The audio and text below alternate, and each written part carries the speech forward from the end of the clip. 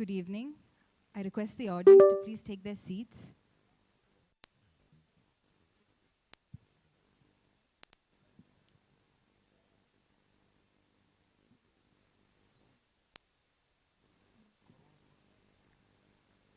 Once again, I request the audience to please take their seats as the event is about to begin shortly.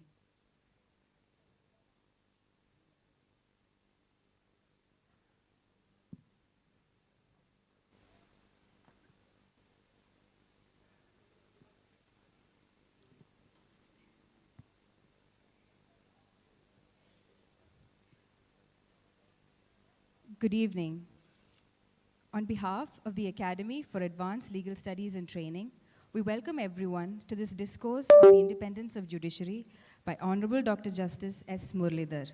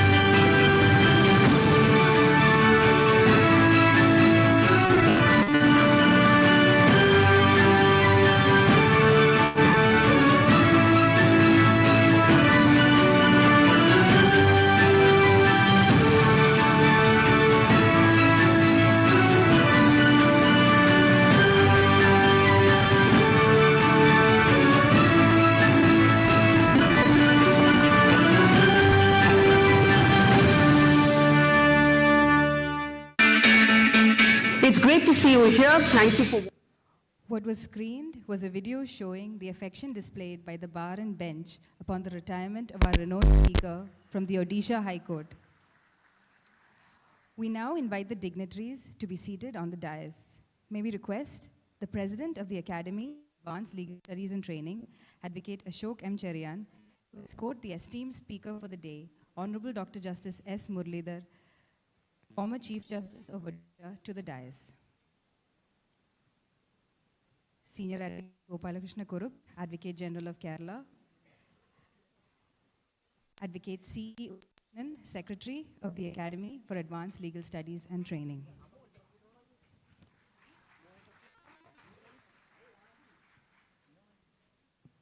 We are all gathered here to lend ears to our renowned speaker, whose remarkable reputation precedes him. Honorable Dr. Justice S. Muralidhar has established himself as a legal luminary characterized by his inimitable combination of intellect and sensitivity. He graduated as a Bachelor of Science in Chemistry from Vivekananda College, Chennai, and thereafter completed his law degree from the University of Madras. Honorable Dr. Justice S. Muralidhar has been standing since his student days. He represents the 25th Philip C. Jessup International Law Moot Court Competition held in Washington, D.C. in 1984, and was awarded the L.C. Miller Medals and the Carmichael and Innes Prize in 1984. Justice Muralidhar enrolled as an advocate on 12 September 1984 and commenced his legal practice before the Madras High Court and civil courts in Chennai. In July 1987, he shifted his practice to Delhi, where he worked with G. Ramaswamy, who was then the Additional Solicitor General of India. Honorable Dr. Justice S. Muralidhar secured the first position in the examination conducted by the Supreme Court of India in 1990 and was awarded the Mukesh Goswami Memorial Prize. He completed his LLM in Constitutional and Administrative Law from Nagpur University in 1991. Honorable Dr. Justice S. Muralidhar was awarded a PhD by the University of Delhi in February 2003 for his thesis on legal and the criminal. Diverse litigation practice ranged across constitutional law, election law, criminal law, human rights, legal aid, and public interest litigation before the Supreme Court and various seeking redressal for the victims of the Bhopal disaster,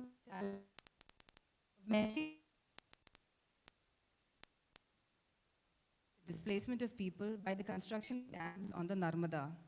He also served as counsel for the Election Commission of India and the National Human Rights Commission for several years. Honorable Dr. Justice S. Muralidhar was elevated as a judge of the High Court of Delhi on 29th May 2006. Among key judgments that Justice Muralidhar authored are the Nas Foundation case, which decriminalized consensual homosexuality, the 1984 anti-Sikhs riot appeal, and the Hashimpura police brutality case.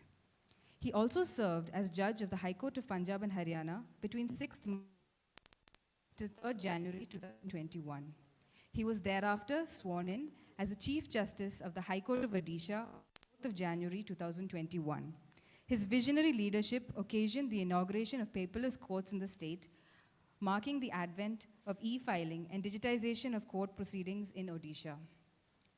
After an illustrious career as a judge spanning over 17 years, Honorable Dr. Justice S. Muralidhar retired as Chief Justice of the High Court of Odisha on 7th August 2023.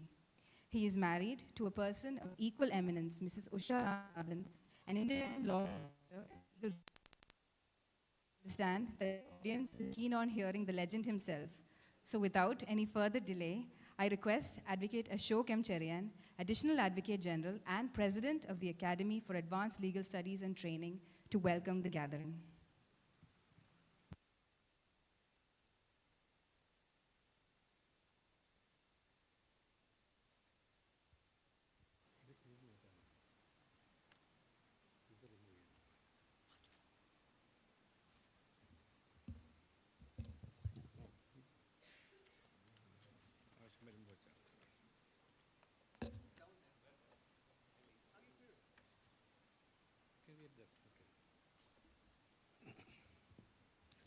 Dear President, distinguished guests, colleagues, and my friends, it's a great honor to welcome you all this evening to this meaningful gathering on behalf of the Academy for Advanced Legal Studies and Training, ALT for short. ALT was initiated under the aegis of the All India Lawyers Union with a view to organize training programs and lectures led by legal luminaries on a variety of topics for lawyers. The larger goal is to cultivate a culture of democratic discourses that would better equip our fraternity to contribute further to the progress of our polity. The progressive platforms led by lawyers have always marched hand in hand with the cause of the common people. In the present scenario, we have the greater obligation to uphold the constitutional values, as judiciary is often the last resort of the underprivileged, and serious concerns are being raised about the future of the same. In this backdrop, today's topic, independence of judiciary, has attained unparalleled significance.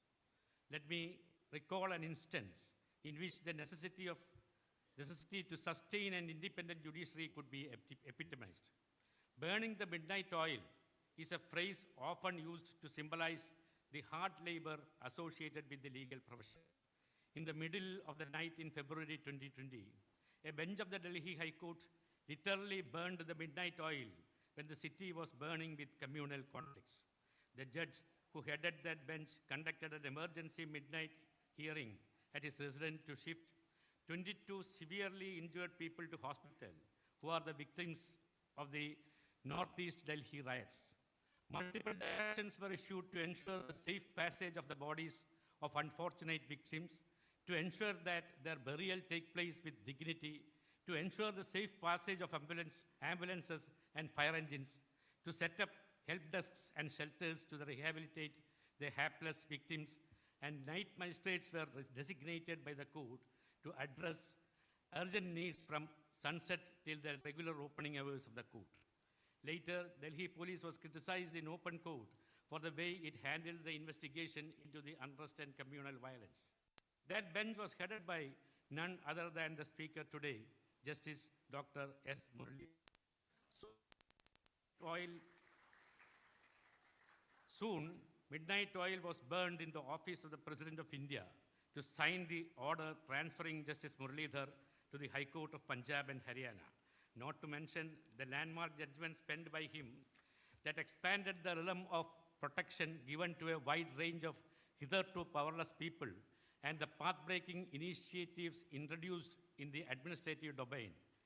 Why wasn't Justice Muralidhar brought to Supreme Court is a question still in the air, staring at the Supreme Court Collegium. The answer is also in the air. No doubt, he is the best person to speak on independence of judiciary, which is now under the threat. Let us wholeheartedly welcome Dr. Justice S. Muralidhar, former Chief Justice, High Court of Odisha, to our midst. This meeting is chaired by our beloved Honorable the Advocate General Sri Gopalakrishna Kurup, who is also the Kerala State President of the All India Lawyers Union. I extend him a warm welcome on behalf of Alt and this august body. I gladly acknowledge the presence of honorable judges of this High Court, and I respectfully welcome them to this gathering. Senior lawyers are among us. President of the Bar Council of Kerala is with us. Vice President of High Court Advocates Association is here. I, on behalf of myself as well as the Alt and on this august body, welcome them. Media persons, young lawyers, once again, on behalf of Alt, I wholeheartedly welcome you all to this august function. Thank you. Thank you, sir. We now move on to the presidential address by Senior Advocate Gopalakrishna Kurup, Advocate General of Kerala.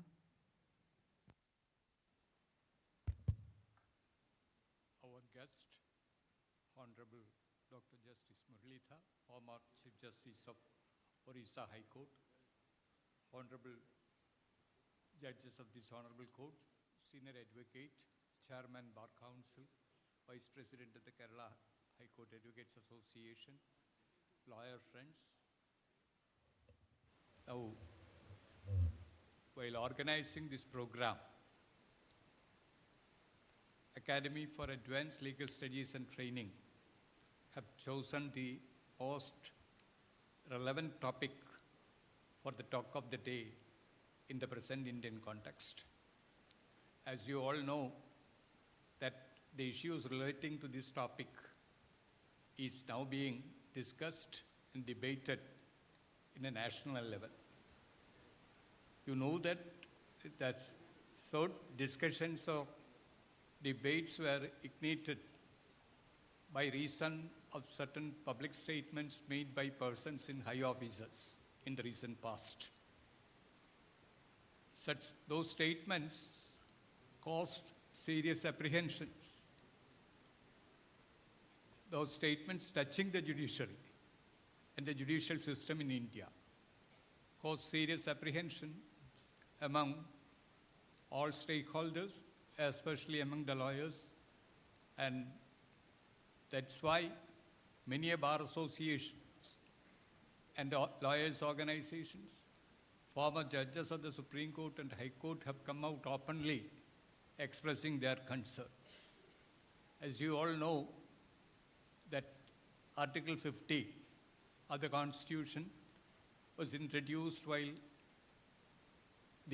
during the discussions in the Constituent Assembly on the draft Constitution of India, which visualizes that the state shall take all steps to make the judiciary independent of the executive.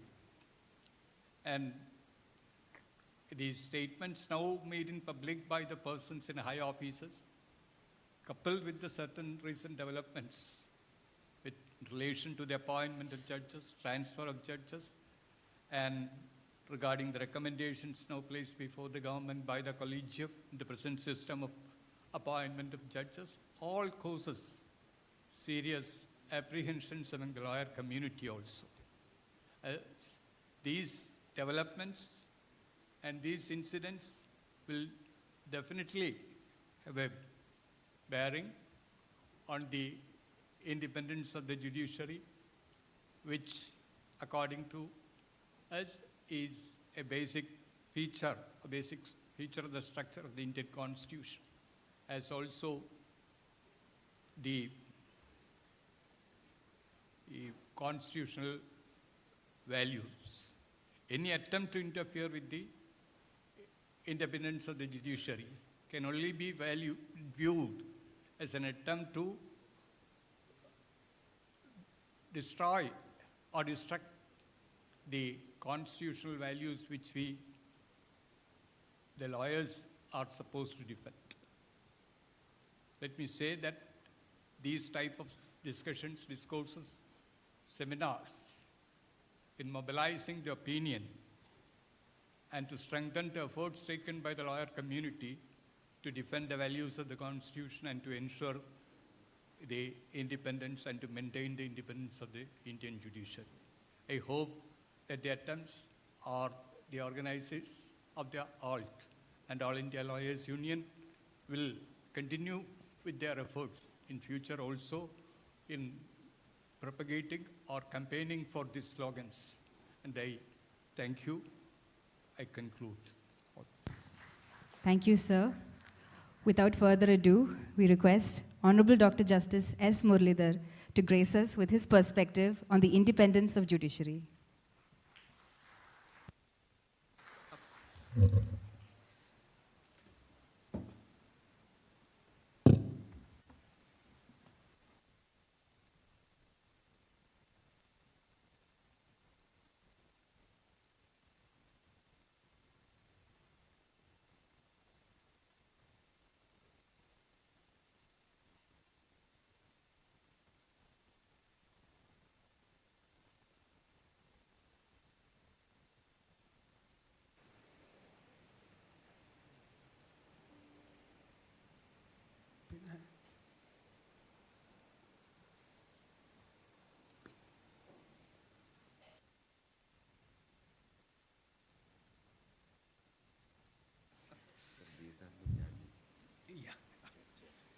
Good evening.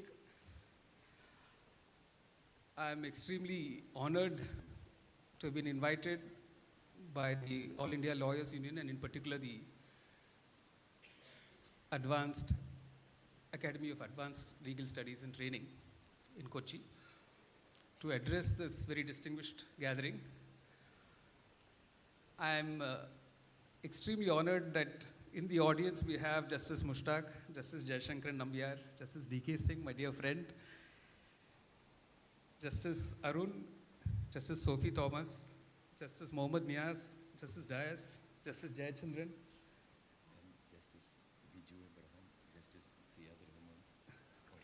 Justice Biju Abraham and Justice Siad Rahman.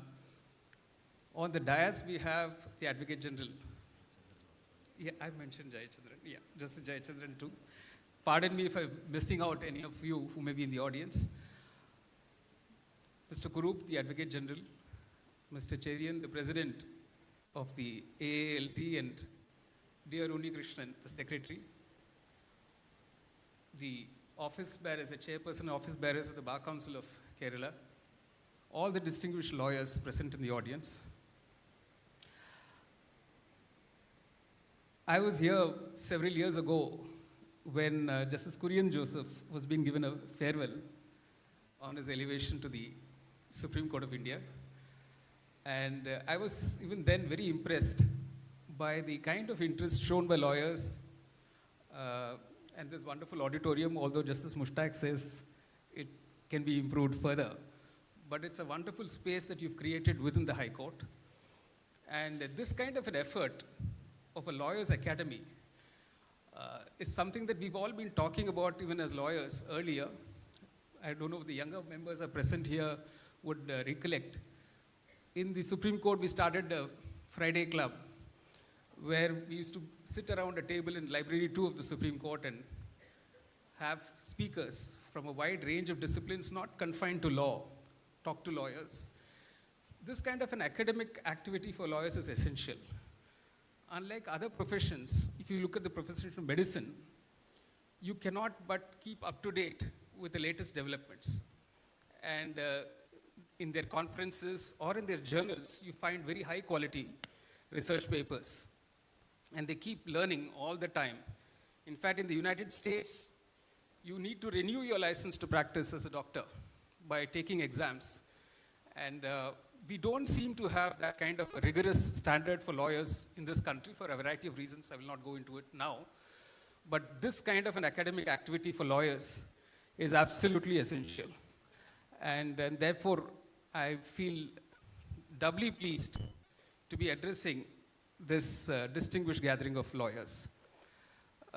Basically, what I've tried to do in today's presentation is to go back slightly in history and see what it was in the early stages. One minute, I think the slide showed a full. Yeah, but it's coming like this. Okay, fine, all right. So the scheme of my talk is going to be that we go down slightly in history to see what it was. We'll first get some conceptual clarity on what we mean by independence of judiciary. The point I'm trying to make is it's not just the constitutional courts, the High Court and Supreme Court, but at all levels of the judiciary.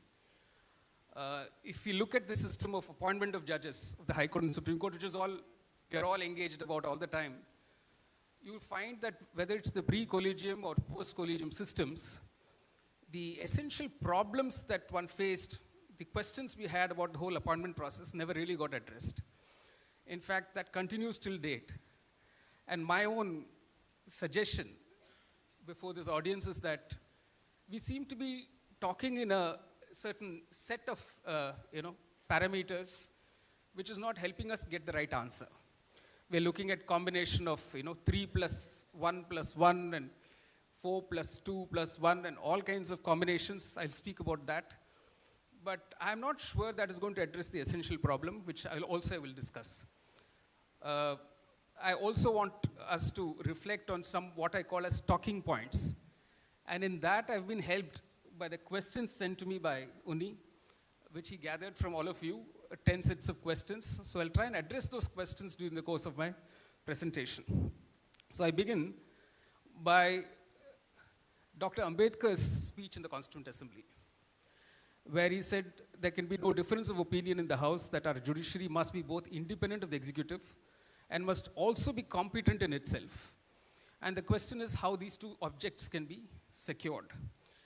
When we talk of judicial functioning, one essential facet of that judicial functioning is impartiality and fearlessness. So if you all remember the judicial oath, without fear or favor, affection or ill will. So that fear is not real physical threat that a judge faces. Of course, there are instances where judges do face physical threats, but the own pressures that are, brought to bear upon judges. And if justice has to be done impartially, you must be free from all kinds of pressures. So I've picked up this one quote of Judge Irving Kaufman, whose article on independence of judiciary is very widely read, where he says, adjudication based on the noble percept equal justice under law requires impartiality, and impartiality demands freedom from political pressure. This is especially true under a written constitution, guaranteeing for the ages certain individual rights, even against democratically determined acts of the majority. So this is a theme I'll come back to about the judiciary having to be a counter-majoritarian organ of the state, where the judiciary simply does not defer to what it sees as wishes of the majority at any given point in time. I'll come back to that theme later. This I need not repeat. In an audience like this, Articles 232 and 226 gives the power of judicial review to our courts, which is very distinct, very unique feature of our Constitution, recognized as a basic feature of the Constitution. So the minute you touch the independence of judiciary, the earliest instance being the Minerva Bills case, those portions of any provision that takes away the power of the court to judicially review the acts of the executive, in Kyoto Holohan, the acts of the speaker, those provisions are always considered to be violative of the basic structure of the Constitution and are often struck down by our courts. We've declared, the Supreme Court has declared the power of the high courts, the judicial review power of the high courts to be part of the basic structure. That was the Chandrakumar case. And more recently, in the All India Judges Association case, very categorically they've said that the power of judicial review of the subordinate courts, although they want us not to use the word subordinate anymore, but the title of Article 235 is supervision of subordinate courts. So let us call this the district judiciary. The powers of the district judiciary are equally part of the basic structure of the Constitution. In fact, in the Madras Bar Association case, in the judgment of Justice Nageshwar Rao, he very specifically says that you cannot have a narrow, pedantic reading of Article 50, which Advocate General Krupp referred to, which talks of separation of judiciary from the executive. This doesn't refer only to the district judiciary, but the judiciary at all levels. So now that this is part of the basic structure of the Constitution, is firmly established in our jurisprudence. And I wish to quote from Justice Nageshwar Rao's judgment because it gives us a framework within which to address the issue. The independence of the judiciary is a fighting faith of our Constitution. It is the cardinal principle of the Constitution that an independent judiciary is the most essential characteristic of a free society like ours. And the judiciary, which is to act as a bastion of the rights and freedom of people, is given certain constitutional guarantees to safeguard the independence of the judiciary. An independent and efficient judicial system has been recognized as a part of the basic structure of a Constitution. There are 4 facets of independence which that judgment talks about. One is, of course, the functional independence in terms of what should be the qualification for being appointed as a judge, what should be the method of selection. The judiciary should be free to decide this, whether we are picking up judges for the district judiciary or we are picking up judges for the High Court and Supreme Court. This criteria, the basic criteria is set out in the Constitution, but the actual parameters on which you will make the selection is left to the judiciary to decide. That gives it a certain functional autonomy. And the ability to decide without any political pressure, which we saw in the court of Irving Kaufman, without political pressure, without pressure from executive government, that is an essential facet of functional independence of the judiciary. Then we have what is called individual independence, removability from office. One of the protections that we have as High Court judges and as Supreme Court judges is security of the tenure and removal by a very elaborate process of impeachment. Of course, that has failed time and again under our scheme. We will come to that a bit later. But that autonomy that you get, the guarantee of security of tenure, and the protection of your pay, the terms and conditions of your office, as you're all aware, there's a schedule to the Constitution which sets out the terms and conditions of the High Court judges and the Supreme Court judges. There is a separate statute. There is a statute granting immunity from being prosecuted for what judicial acts you did while holding office as a judge. So there is both constitutional and statutory immunity provided to judges so that judges can work without fear or favor, affection or ill will, and be not hauled up for the decisions which may be erroneous, but which can be corrected judicially in the hierarchy of the judicial system. Then we talk of institutional and financial autonomy.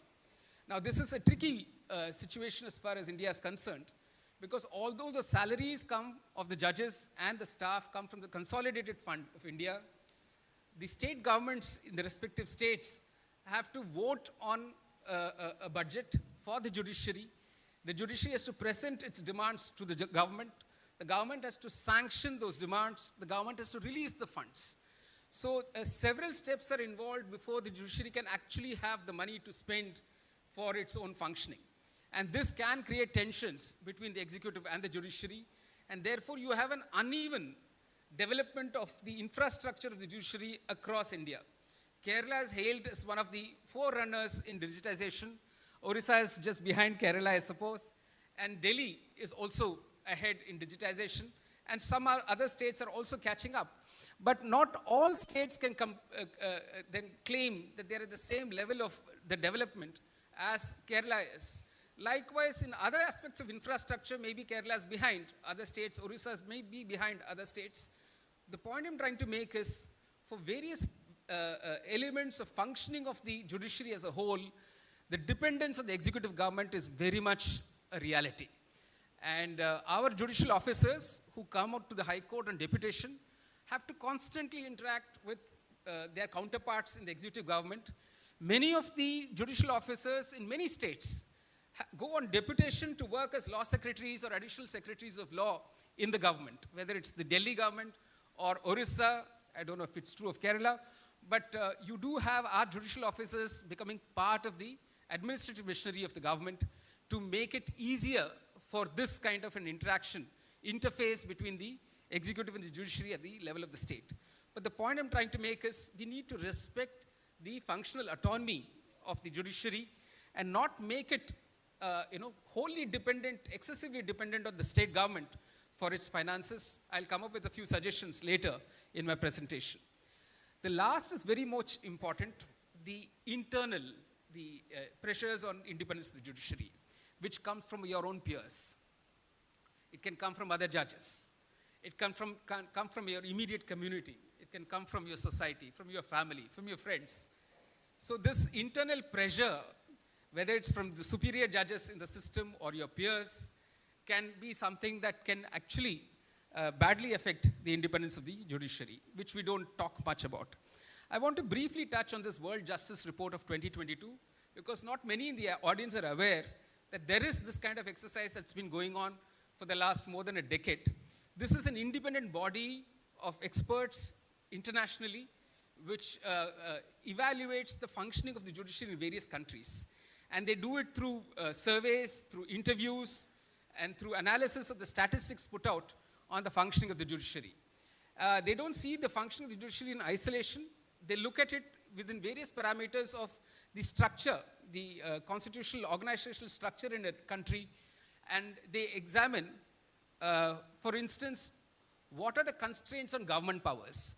Does judiciary act as a check on excesses of government powers? And to what extent? Is there an independent review and auditing of the functioning of the government? Absence of corruption, and not only in the executive and legislative branches, but importantly the judicial branch. Are judges using public office for private gain? These are the questions that they're asking. They've got some 8 broad parameters. I've mentioned only 4 of them for want of time, but this is a report which each of you should examine, because if we are able to undertake a similar exercise, and I would advocate that we should undertake that exercise at a national level by looking at all the statistics that are out there for us to see, including the National Judicial Data Grid on the performance of the judiciary. One of the questions that's asked in the World Justice Report is civil justice affordable?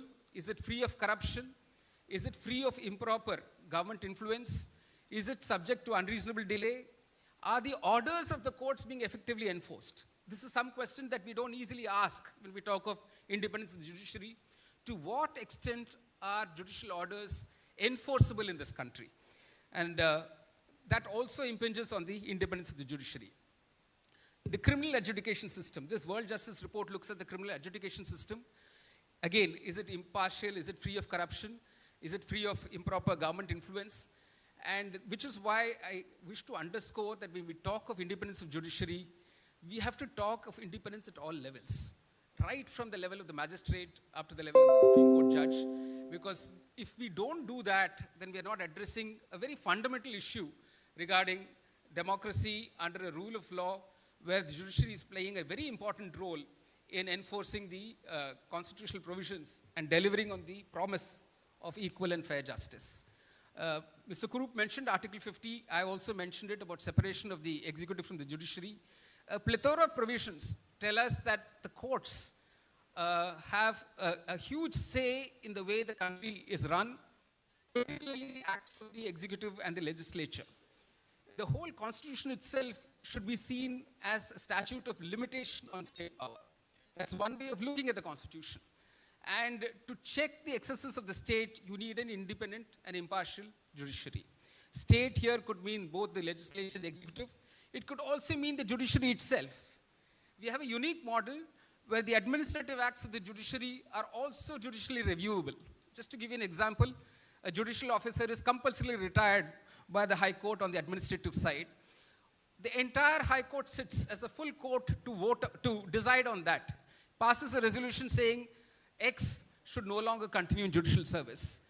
X can take that decision, challenge it before the very same High Court, and two, maybe sometimes one or maybe two judges of that High Court can sit and decide whether all their other colleague judges were in fact correct in taking that decision. So we have judicial review of judicial administrative acts itself under the scheme of our constitution.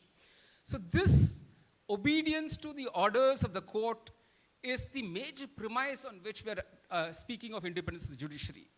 The minute court orders are not respected, court orders are easily overlooked, then the legitimacy of court functioning gets seriously challenged.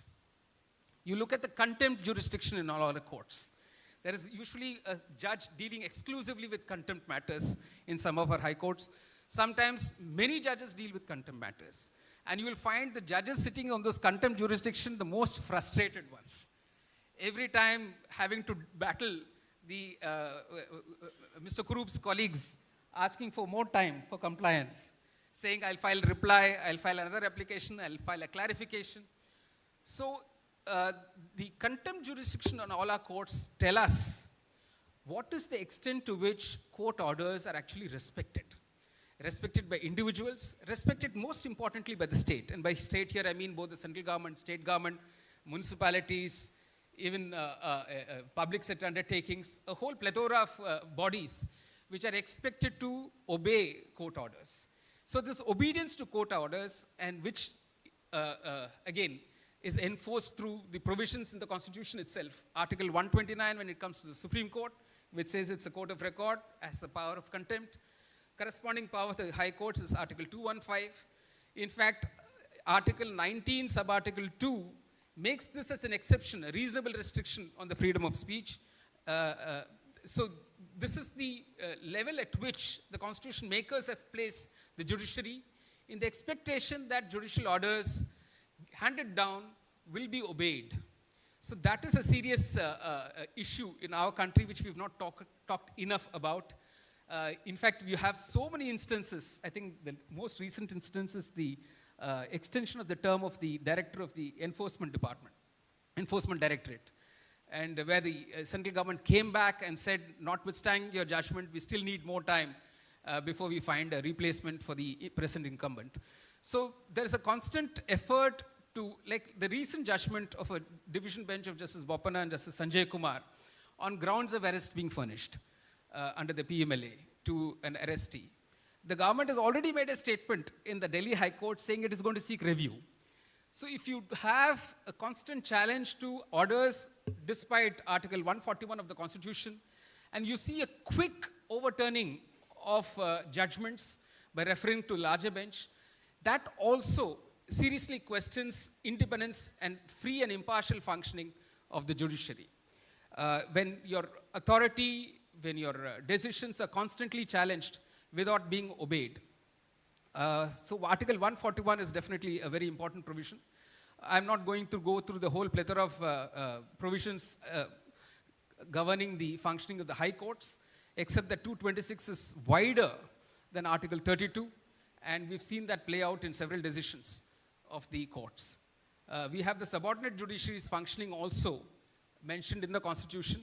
There are many constitutional provisions that impinge on the functioning of the subordinate judiciary, of the magistrates. In the judicial academies, I'm sure my colleagues in the Kerala High Court would agree with me. In the judicial academy, we constantly talk to the officers of the judicial officers of the district judiciary to tell them that they are also performing a constitutional function.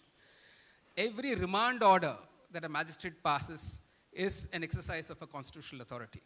This is under Article 22 of the Constitution, which governs the functioning of the magistrate at that level. Every person arrested, brought before the magistrate, has to know the grounds of his arrest, has to be told that he can be defended by a lawyer of his or her choice. So that very important function is written into the Constitution itself. So it's a less acknowledged, less read provision of the Constitution, which actually directly affects the functioning of the subordinate, of the district judiciary, particularly the magistrates. So that actually affects the life and liberty of persons. So no magistrate should think that he's performing a function which is not related to the Constitution. The jurisprudence developed by Justice Krishna Iyer, particularly in the intersection between the criminal law and Constitution, is there for all of us to see and learn from, where he was at pains to make that connection and to see how, the protection of rights depends on how well or how carefully criminal law provisions are enforced in this country. The next slides are not so important except to say that one way of hitting on the independence of the judiciary is to put barriers in its being fully staffed. There have been instances where appointments have not gone through for several months, allowing vacancies to remain for several months. We'll talk about it in a few minutes, but leaving unfilled vacancies means that the judiciary is not functioning to its full capacity. It's one thing for the government to agree to increase the sanction strength. It's another to not create the right atmosphere for appointing more people to fill up all those vacancies. And what is the role of the government in that, we will see in a short while. But there's a huge role for the judiciary itself. And most importantly, there is a big role for the bar, which is what I want to talk about. In Supreme Court right now, we have 2 vacancies. By and large, vacancies in the Supreme Court have been filled up no sooner than they occur. Of course, there was a gap in the COVID years when 9 vacancies were there and were filled in one shot when Justice Ramana was the Chief Justice of India. But by and large, we've had vacancies being filled up within a few months of their occurring. And we've had a full complement of Supreme Court judges. This increase in strength from 31 to 34 just took place in 2019 when we had 3 judges come in on those extra vacancies created. And that was justified because of this huge pendency and backlog that we have of Supreme Court cases. Right now it stands at 80,000. Not enough has been done to study the functioning of the Supreme Court in terms of its arrears, in terms of its old cases, and in terms of the turnover time that it takes for a case to be listed after the first hearing. There have been some studies done in the past, but not in the immediate recent past. The oldest case in the Supreme Court we found from the net is 1982. I want the bar in all the states, and I'm not sure I'll be justified in talking like that about the Kerala bar because you're perhaps a very enlightened bar, but I'm not sure that you carefully see the National Judicial Data Grid to understand the statistics that there are there in that. It's a mine of data. I would ask you to have a small cell of young lawyers to study that and tell us what are the trends. For instance, today it's possible for us to know whether a family court in Kerala is performing better or worse than a family court in Maharashtra. What's the time that it takes for a Section 125 application to be disposed of? You can compare with a court in Kerala, with a court in Orissa, with a court in Uttar Pradesh. This is possible now because this wealth of information about functioning of our district judiciary is up there on the net. Some high courts are also there with their statistics being available on the net. Supreme Court has very recently got onto this judicial data grid. So all these statistics are available for us to study, to analyze, and to know more about the functioning of our own courts. So I would urge young lawyers to do that and to give a feedback to the courts. We actually need you to hold a mirror to us to see how well we are functioning, how well we are not functioning, and to know how to improve our own functioning. So there is this huge pendency even in the Supreme Court of 80,000 cases, which is why the listings per judge is going up so rapidly. What happens when so many listings happen is the human mind being what it is will obviously get fatigued by the end of the day.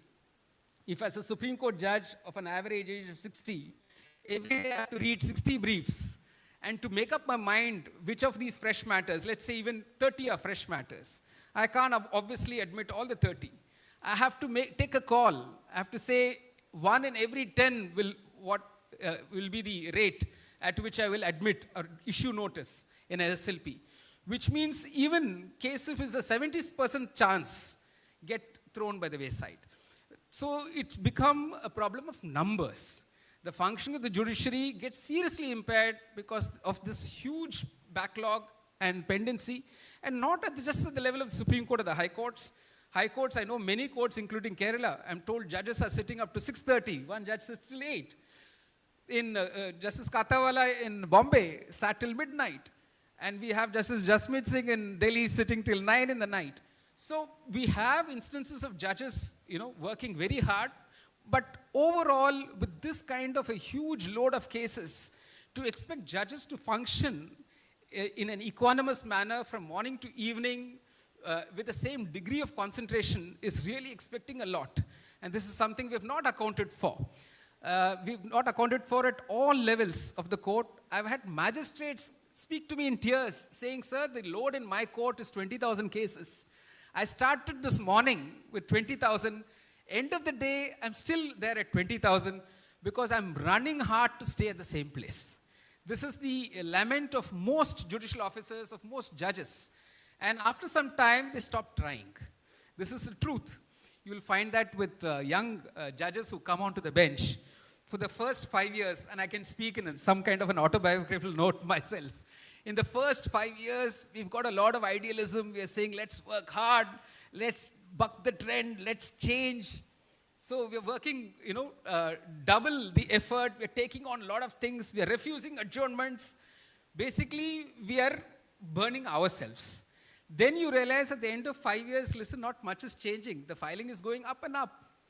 In fact, just as an aside, all of you, I don't know, the younger generation, we can't talk about them. They may not have had this experience. But I think Justice Mushtaq, Justice Nambiar's generation and mine, we walked into a railway reservation hall.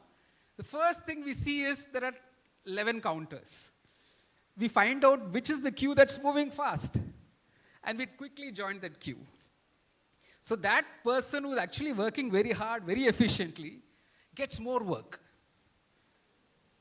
Likewise, the bar, new roster has been announced. The bail judges are all there.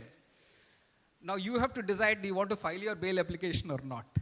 One judge is very efficient. He says, he tells the chief, sir, 200 matters before me, no problem, I will take it. Bar is very happy. Filings go up. So the judge realizes that 200 listings before him will not come down. It will only remain at 200 or even go more. So this is very natural. It's a tendency. We've all been lawyers. So we welcome judges who are very efficient, who are very quick at disposals. Then our filings go up. There are judges like that railway counter. At the hour of 11 o'clock, he will get up for his cup of tea and will not come back for half an hour. Then that queue is not moving at all. So he makes sure there are no expectations of him. So there are judges and judges. But overall, what is happening at all levels of the judiciary is we have far too many cases than we can handle.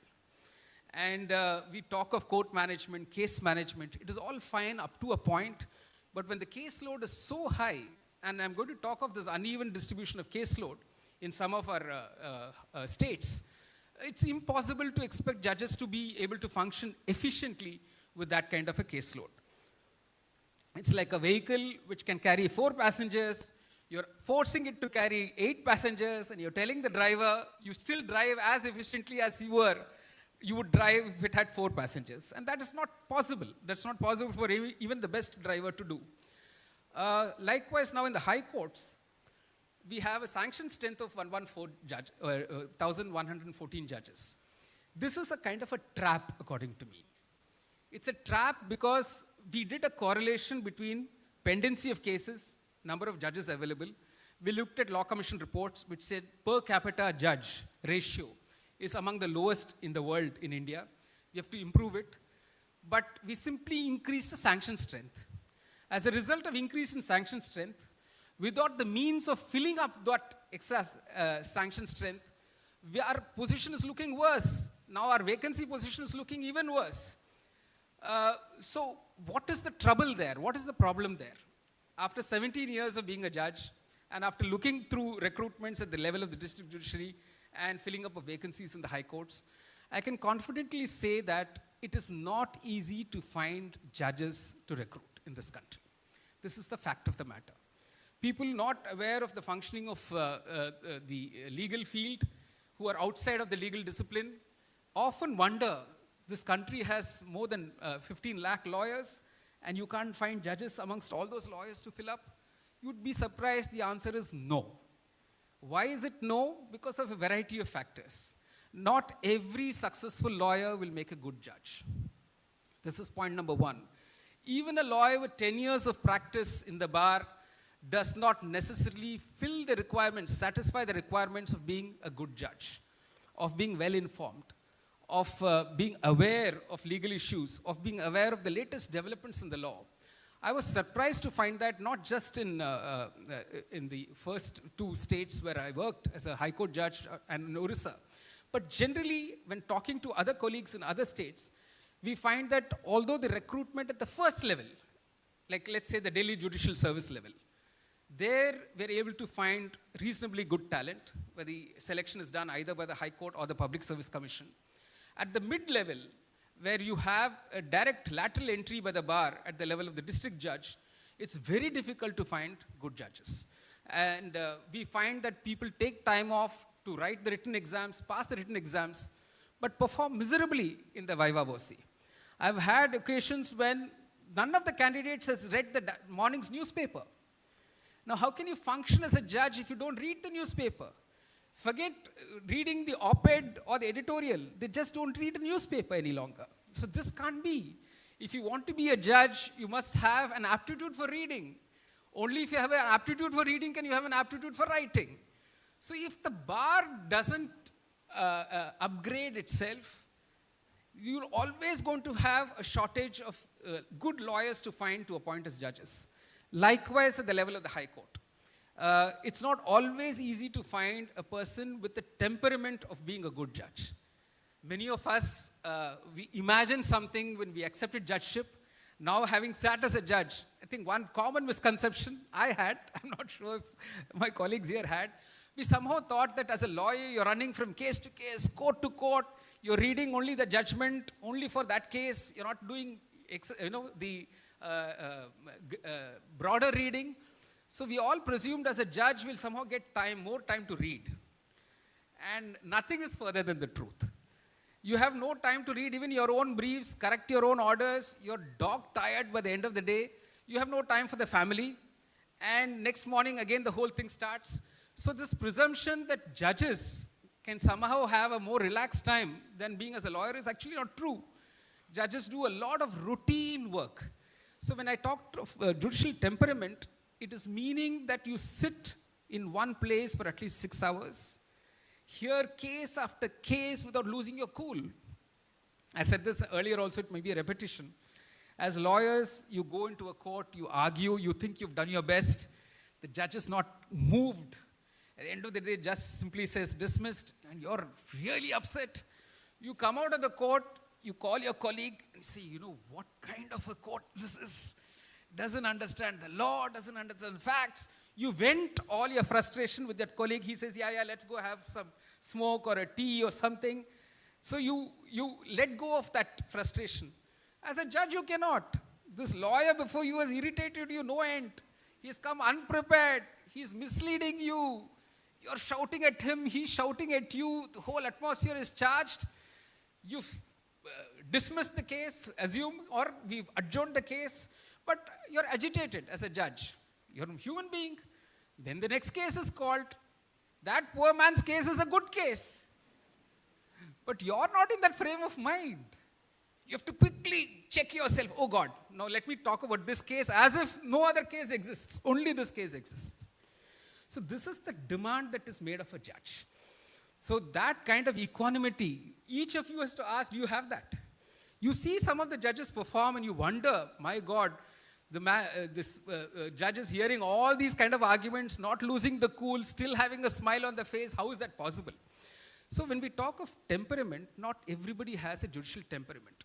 So when you look at candidates before you, you have to see a lot of factors, not merely, okay, the income is very good, which means the filings are very good, he's got excellent practice. There are so many reported judgments. All that is fine. Knowledge of law, excellent presentation in court is all fine. But how good will that work for being a judge? It's a very different question. So we are not able to find, to come back to this point, we're not able to find sufficient number of people to appoint as judges. This is the fact. So somewhere the bar has to do some introspection. When I talk to the district judiciary, the bar and the district judiciary, I keep telling them this, that within your bar associations, you have to find out a way that AALT is doing, you have on-the-job learning. Because lawyers are exposed to various levels of academics when they become lawyers, when they're law graduates. And the entrance exam to the bar, I mean, we all know is not enough of a filter to filter out the non-serious ones. But while being a lawyer in the bar, I think we need to do a constant upgrading of oneself to catch up with the latest trends and to do a wider range of reading, be exposed to other disciplines, sociology, political science, economics, history. A lawyer needs to be exposed, even science needs to be exposed to various disciplines if you want to become a complete lawyer, where you don't run away from a case saying, oh, this is a boring case, that is an interesting case, nothing like that.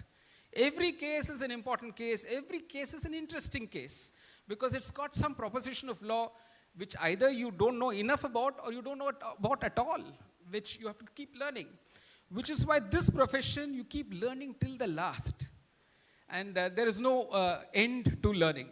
So we are in a quandary when it comes to filling up vacancies, both in the subordinate courts and the high courts.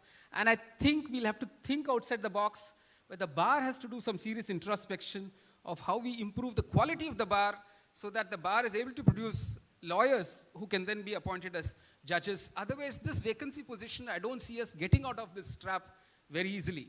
We can't overnight suddenly find lawyers to fill in all the vacancies. The control of the district judiciary, the independence of the district judiciary, is at different levels. One is we talked of the open competitive exams and the Viva VOC that the lawyers face while being appointed, finally, selected finally. We also have the problem of timely appointments. Since these exams are open competitive exams, to hold 2 exams, we have the Mazhar Sultan judgment of the Supreme Court, which requires us to hold at least 2 recruitments a year. Many high courts find it difficult to hold these recruitments.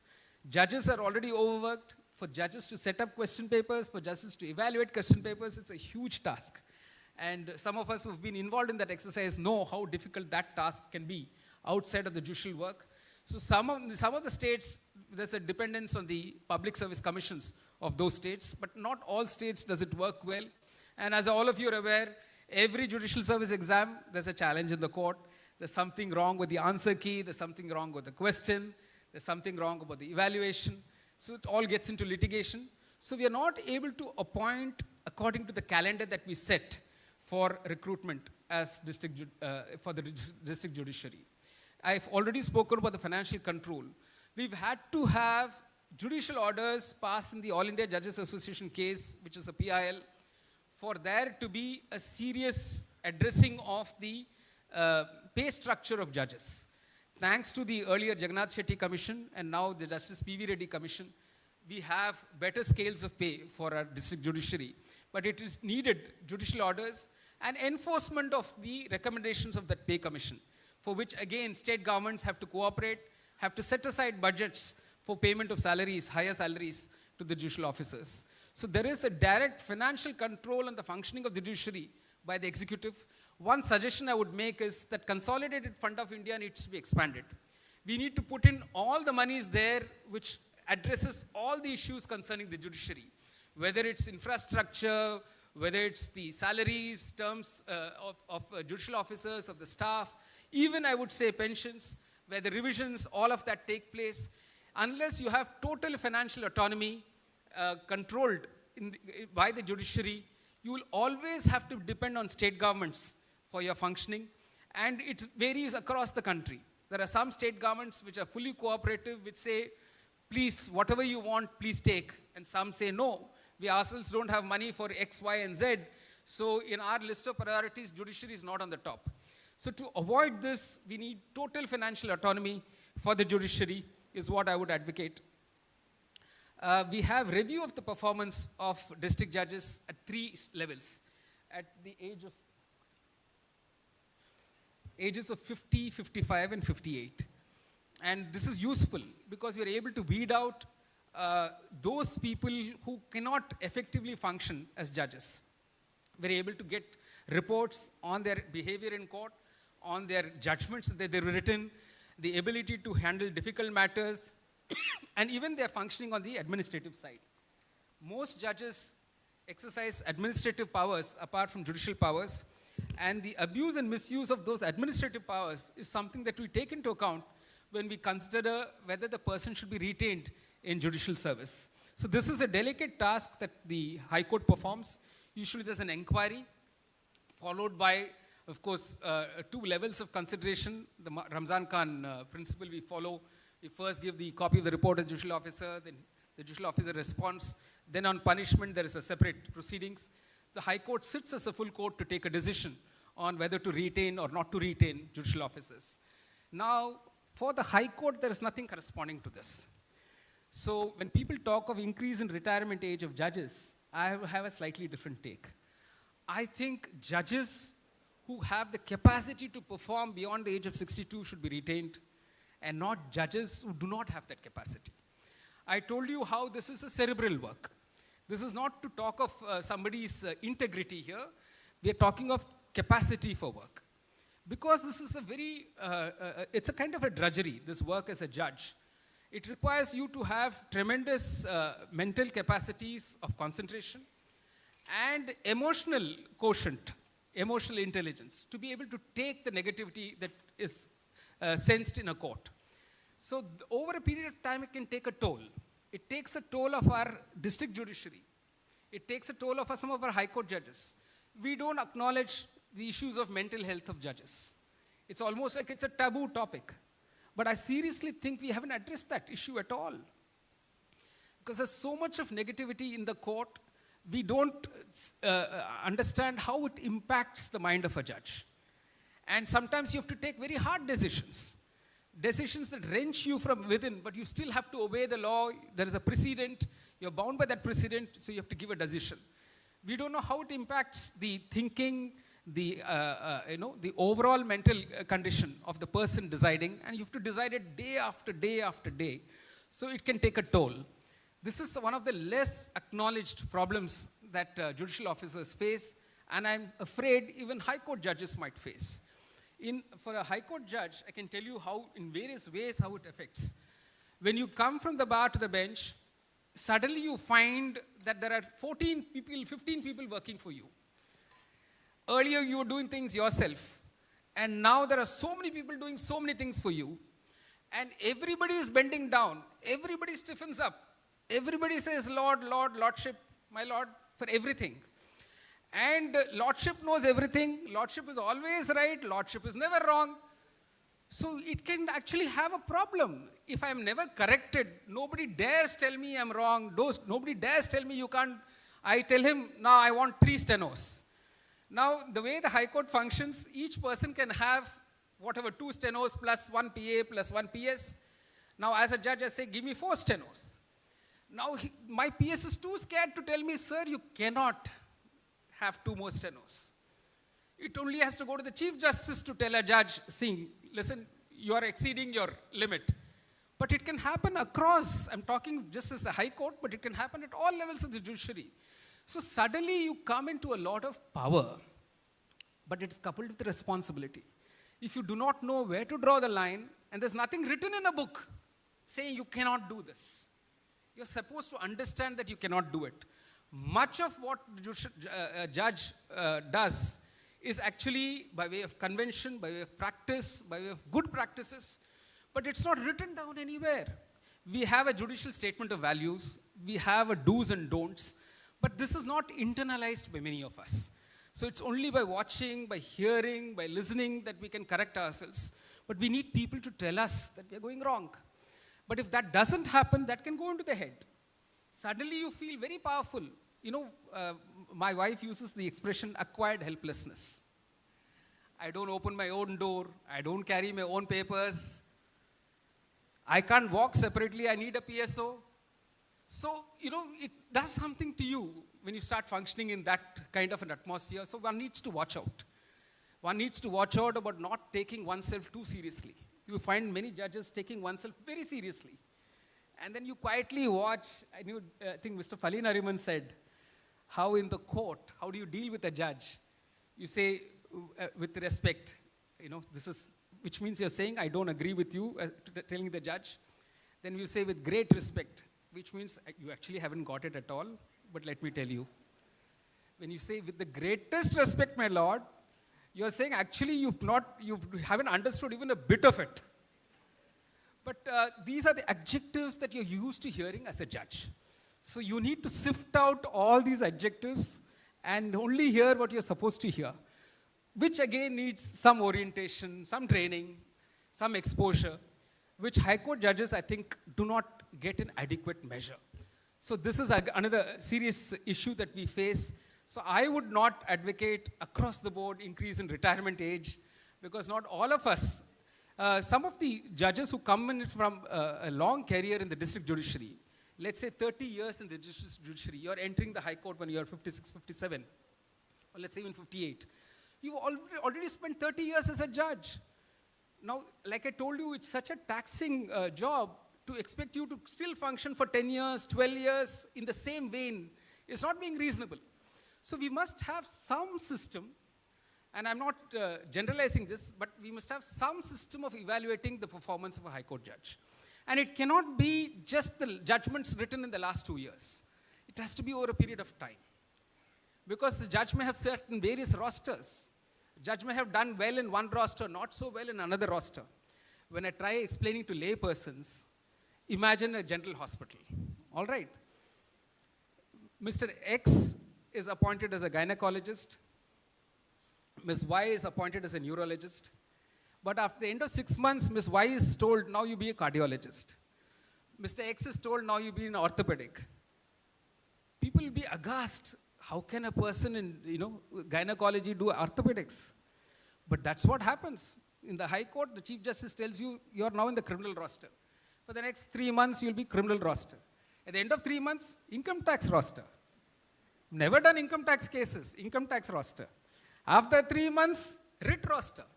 So it's only in the judiciary that this is possible. But it's also possible if the bar is an enlightened bar. Every time we sit in a roster, when the senior members of that bar appear before us, we know that we are being evaluated by that senior members of the bar. On a scale of 1 to 10, they'll say, okay, is this person at 4, 5, 6, 7? And the senior members will gently take you along. But you must be prepared for that. So in judiciary, this is inevitable, that we don't sit in the same roster for more than 3 months, and it's good. Some bar members welcome this change in roster. Because there are, of course, difficult judges and not so difficult judges. There are bar judges and not bar judges, pro-bar judges, not pro. There are favorite judges, not so favorite judges. There are too strict judges. So there are a variety of judges. So the bar always looks for that change of roster. But which also means, therefore, the judge must be prepared to sit in various rosters, to be prepared to be challenged, to be prepared to learn. Another branch of law. I had no practice in income tax, but I enjoyed my tax roster, whether it was in the Delhi High Court or the Orissa High Court, because the lawyers there taught me the essentials of tax law, took me to where I should go, didn't mislead me. It was all very, very good. It was a good learning experience. And again, within that, there is a sub-theme. When I first sat on the criminal roster, everything looked very, stark to me. When I came back to the criminal roster after 5 years, things looked different because I had learned to place these issues in a perspective. I call it the zoom in and zoom out effect.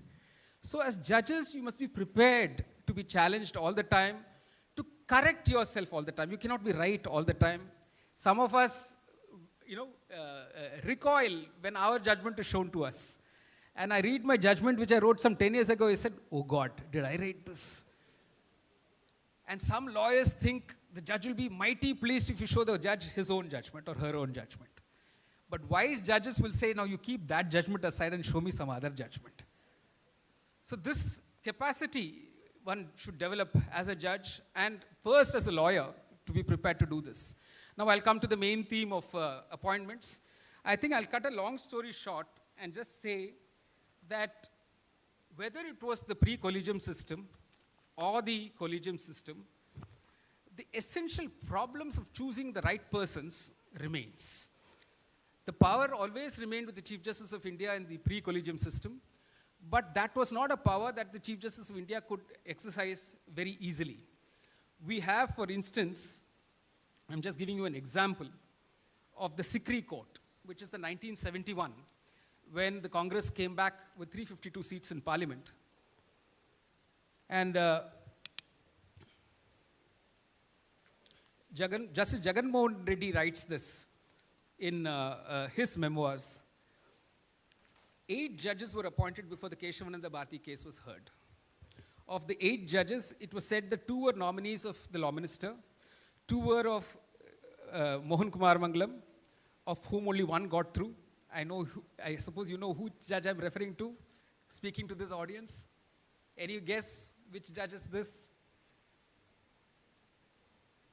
Just Mr. Mohan Kumar Mangalam recommended 2 nominees, of whom 1 got appointed. Okay, it's a quiz.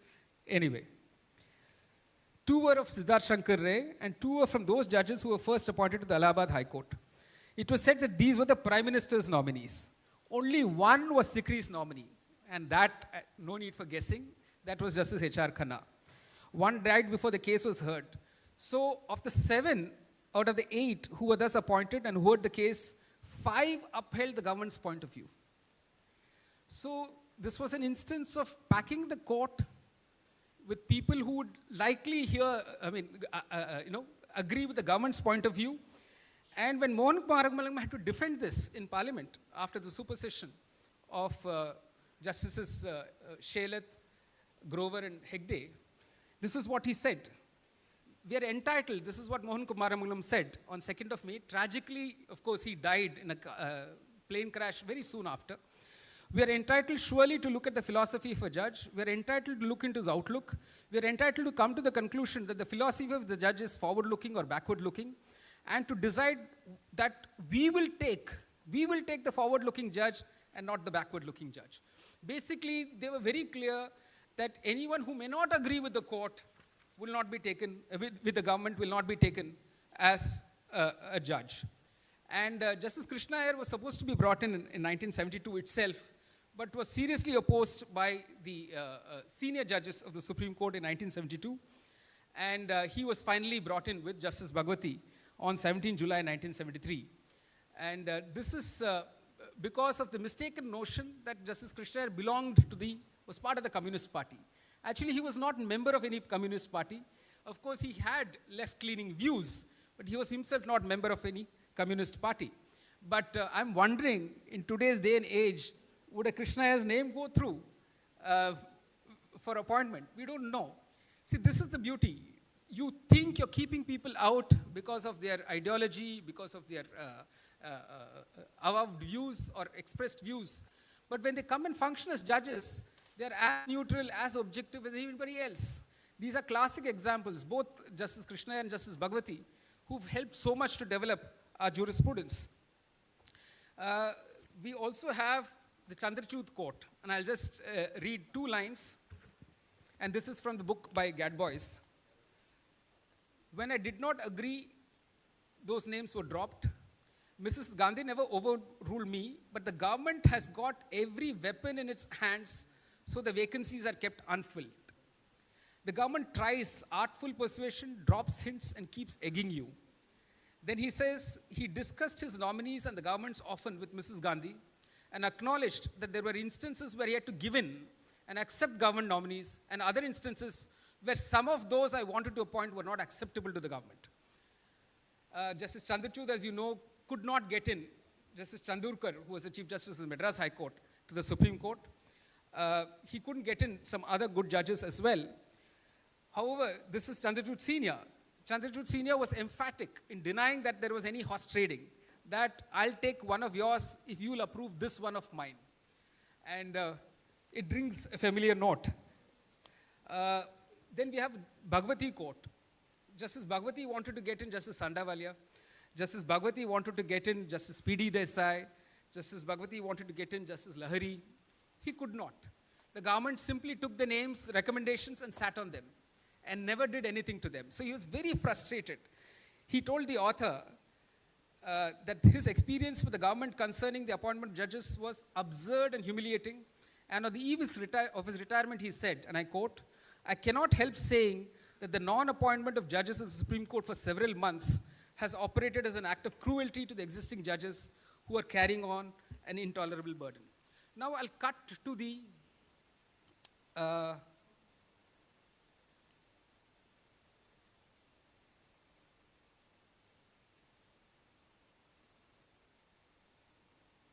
present day.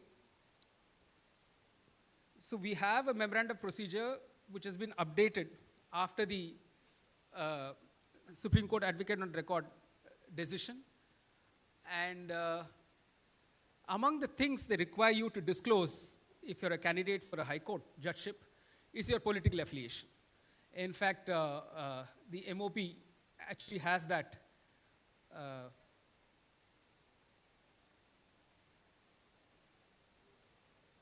let me try and show you that. Okay, this is one set of disclosures you have to make. Whether the spouse or any blood relation is practicing in the High Court, whether spouse or blood relation is working with a law firm,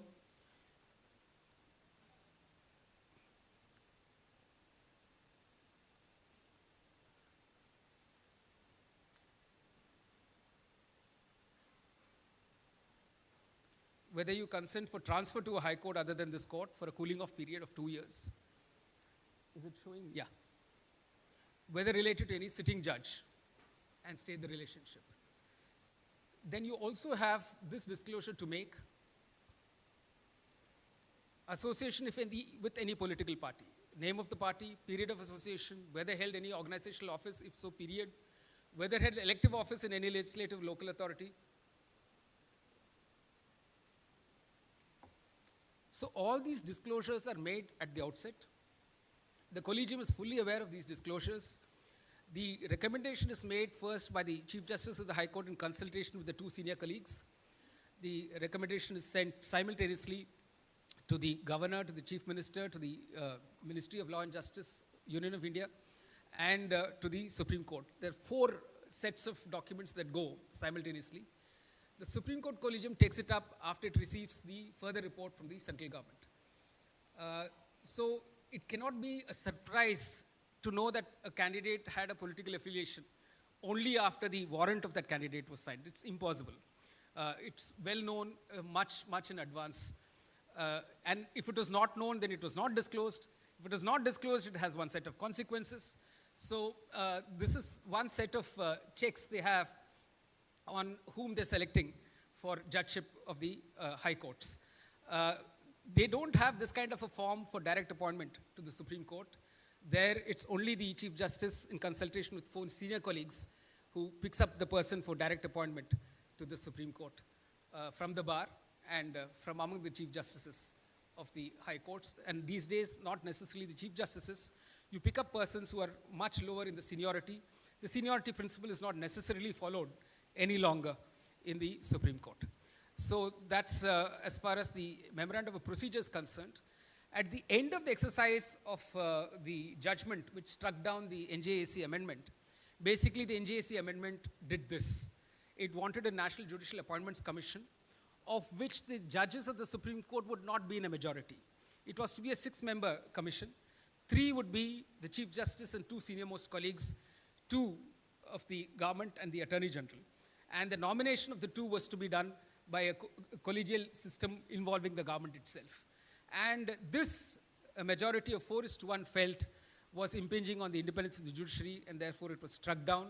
At the end of the judgment, however, they tried to amend the memorandum of procedure to say there must be a secretariat attached to the offices of the Chief Justices of the High Courts, as well as the CJI, so that everybody knows how names are being processed and reasons are clearly spelled out which names were considered and which names were rejected. But nothing has come of it, and we are talking of 2023 now. It's still in limbo, this amended memorandum of procedure for appointment of judges of the High Courts and the Supreme Court. The essential problem of the criticisms that we've had in the past of not the best candidates making it to the High Court or the Supreme Court, that remains. The lack of clear criteria, announcing the clear criteria on the basis of which persons are selected, that remains. The government trying to interfere with the choice of candidates. And here I just want to highlight one instance where, let me see.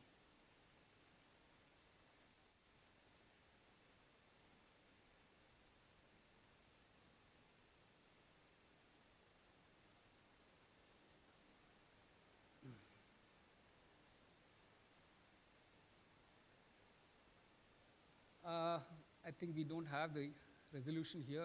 Is it connected to the net? We don't know. Yes. Now, if you look at this resolution, this was a resolution which recommended the name of Justice K.M. Joseph, who at that time was the Chief Justice of Uttarakhand High Court, right? And this is a resolution of January 2018. And if you will see that in the same resolution, they also considered the appointment of Justice Indu Malhotra, who at that time was a senior advocate. In the foregoing, the Collegium resolves to recommend the appointments made in the following order. Very clearly said in the resolution what should be the order. But as all of us know, this was interfered with. Justice Indu Malhotra got sworn in April. A reiteration of Justice Joseph's name was made in July, and it is only thereafter that he was appointed. So the seniority got altered. But this is also happening at the levels of the High Court. The Supreme Court sends a set of recommendations, and the government sits on it. Then when they are pushed into doing something, they selectively pick up. It's happened in Orissa. We sent a set of 4 names. Name 1 was held back, and the other 3 names were sworn in because the warrant was signed. The first name in that list got sworn in later, 2 months later. No reasons disclosed. But effectively it meant that the seniority was altered. In an all India seniority, it would matter. Judges who are in the system will know all India seniority does count, and seniority within the High Court does count of your chances of becoming a Chief Justice of another High Court, of your chances of being considered for the Supreme Court. So this tinkering with the seniority is a new phenomenon which one did not hear of earlier. Even at the level of the Supreme Court, a recommendation of 5 names was made, 4 names was made, and the government sat on it. And till the recommendation of 2 more judges, of Justice Bindal and Justice Arvind Kumar was made, it's only then the other 4 names which were sent earlier were also sworn in. And the resolution for that very clearly mentioned that the names we've sent earlier must get sworn in before these 2 names, because apprehending that the government may tinker with the inter se seniority of judges. The interference in transfers, this is a new phenomenon. The interference in appointments of Chief Justices, it's a new phenomenon. But overall, it appears, and this is what Justice Sanjay Kaul has said in a judicial order in the Advocates Association Bangalore case. He says the feeling one gets, and this is the words of Justice Sanjay Kaul, the feeling that one gets is, apart from these IB reports and other reports that you get, there is another level of screening that is happening and which is being used to delay appointments. So this is something that could be extra constitutional if it is happening. And since the Supreme Court has voiced its concern, I think we should pay attention to this and what it is doing to the independence of judiciary. And notwithstanding that the NJAC did not go through, if the executive still has the upper hand in the appointment of judges, then it is a matter for concern for all of us when we talk of independence of the judiciary. Now I'll come quickly to the talking points because I know we're running out of time. The threats to judicial independence can come from various sources. Let me see if I can. One is the legislature itself. As you know that impeachment, the whole process involves the parliament itself. And earlier there have been failed attempts. I'm talking of Justice V. Ramaswamy's case and then Soumitra Sen's case. in the first case, the major party in Parliament, the Congress, abstained from voting, and so that impeachment fell through. In Soumitra Sen's case, Justice Soumitra Sen's case, he of course resigned before a vote could be taken on the impeachment motion. But so far, we've not succeeded in having this done. So when the Law Commission took up this aspect, when the Judges Inquiry Act was sought to be amended, they wanted to find a via media, because impeachment is for proven misconduct.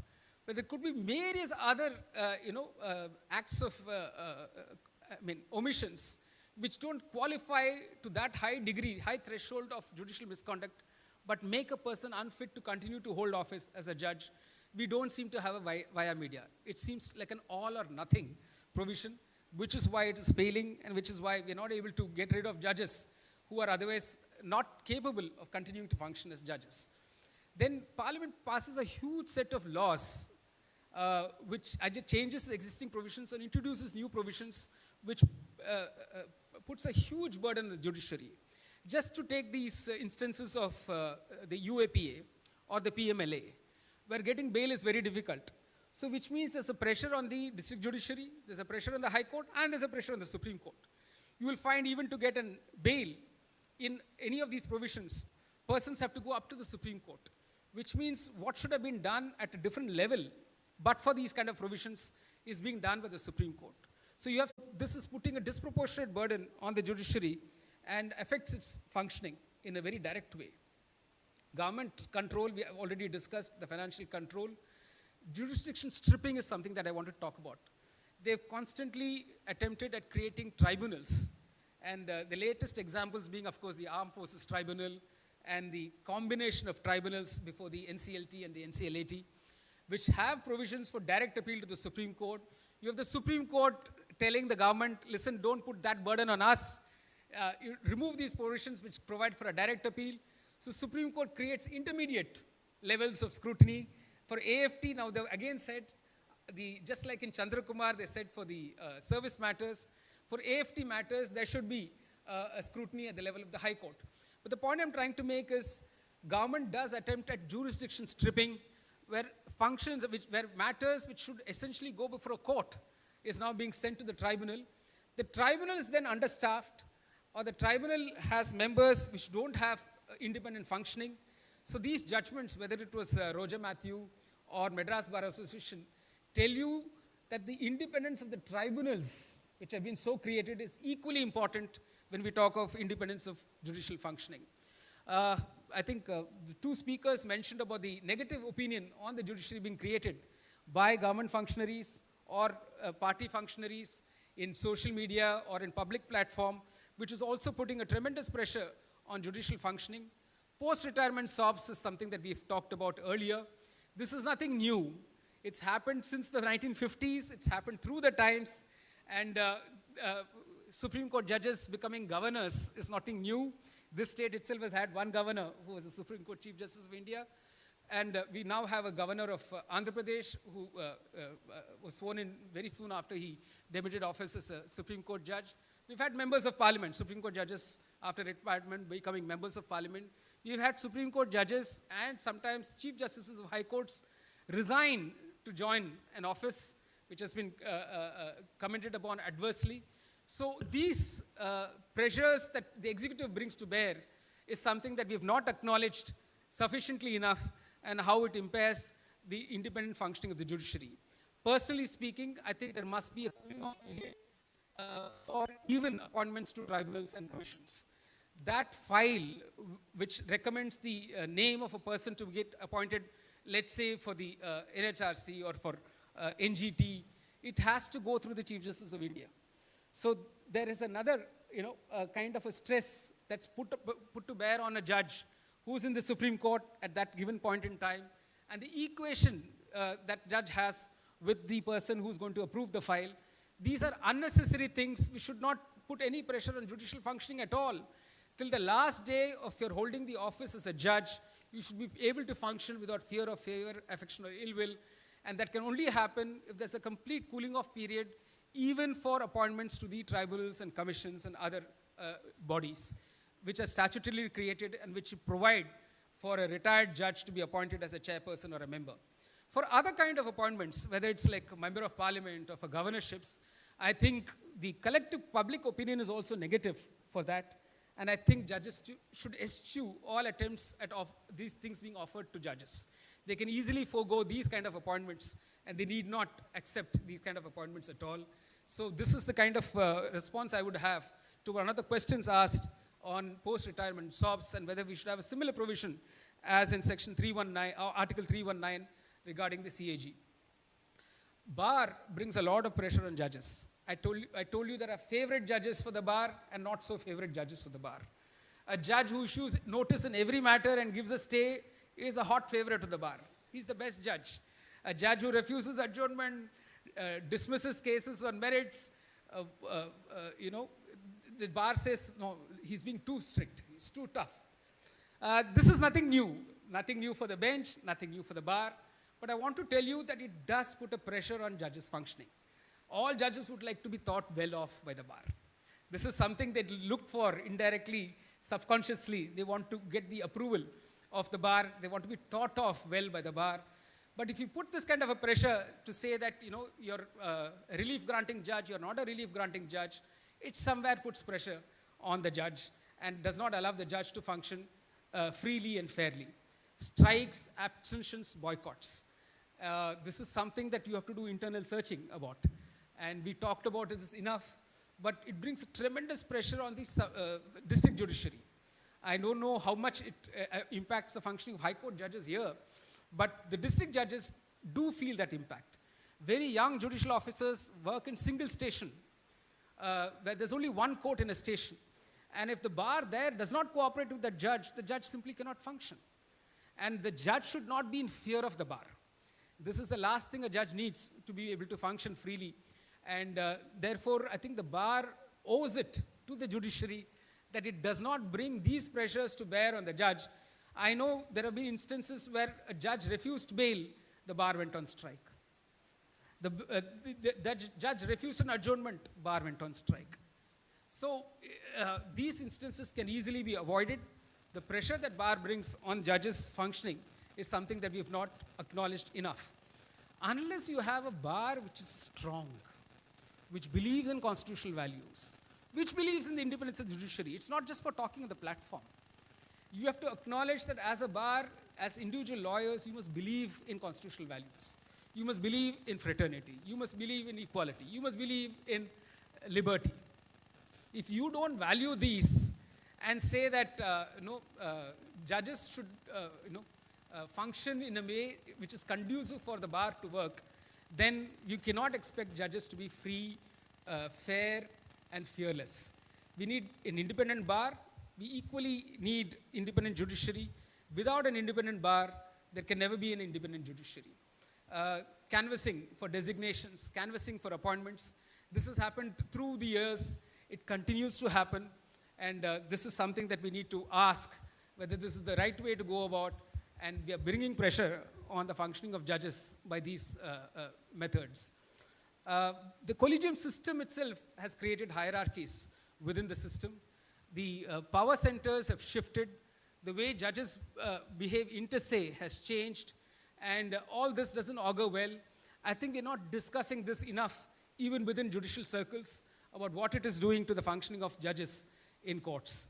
The master of roster factor has been asked what in one of the questions. There is a judgment, of course, Shanti Bhushan versus Union of India, where the two-judge bench of the Supreme Court has reiterated the master of roster principle and said the Chief Justice of India and the Chief Justice of a High Court still has the power to arrange rosters. The question that arose there and which needs to be answered is if the issue involves the Chief Justice, then who fixes the bench? That has not been answered in that judgment. Ideally, it should be the next senior most who deals with it because the Chief Justice himself is subject matter of that case and therefore should not have anything to do with arranging the bench for that case. But otherwise, this is a serious issue. It requires a lot of debate. It requires discussion.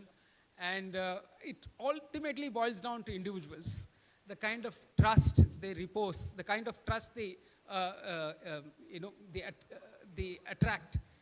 That is, they must command the respect of the bar. They must respect of the peers. and function in a way that is seen to be neutral and impartial. So judges functioning on the administrative side should ensure that their fairness and non-arbitrariness is not confined to the judicial orders that they pass or how they decide cases, but their own administrative functioning, which should adhere to all these principles that we adapt and apply when we decide judicial cases. That's where the answer to the master of the roster lies, because merely making this a collegium system, even for the master of the roster, will be impractical. On a daily basis, let's say Judge A recuses from hearing a case, and the Chief Justice to mark the case to somebody else. If that has to be done by a collegial system, no roster can be fixed, no court can function, it will just derail the whole process. So we'll only have to expect that persons who come to occupy these places, these positions, will act in a fair manner. There are many other factors that now play on the judges. One is, of course, social media. What is said on Twitter? What is said on Facebook about a judge? What is going viral about a judge? Live streaming, somebody picks up a clip and says, angry judge. Somebody says, best judge in the world.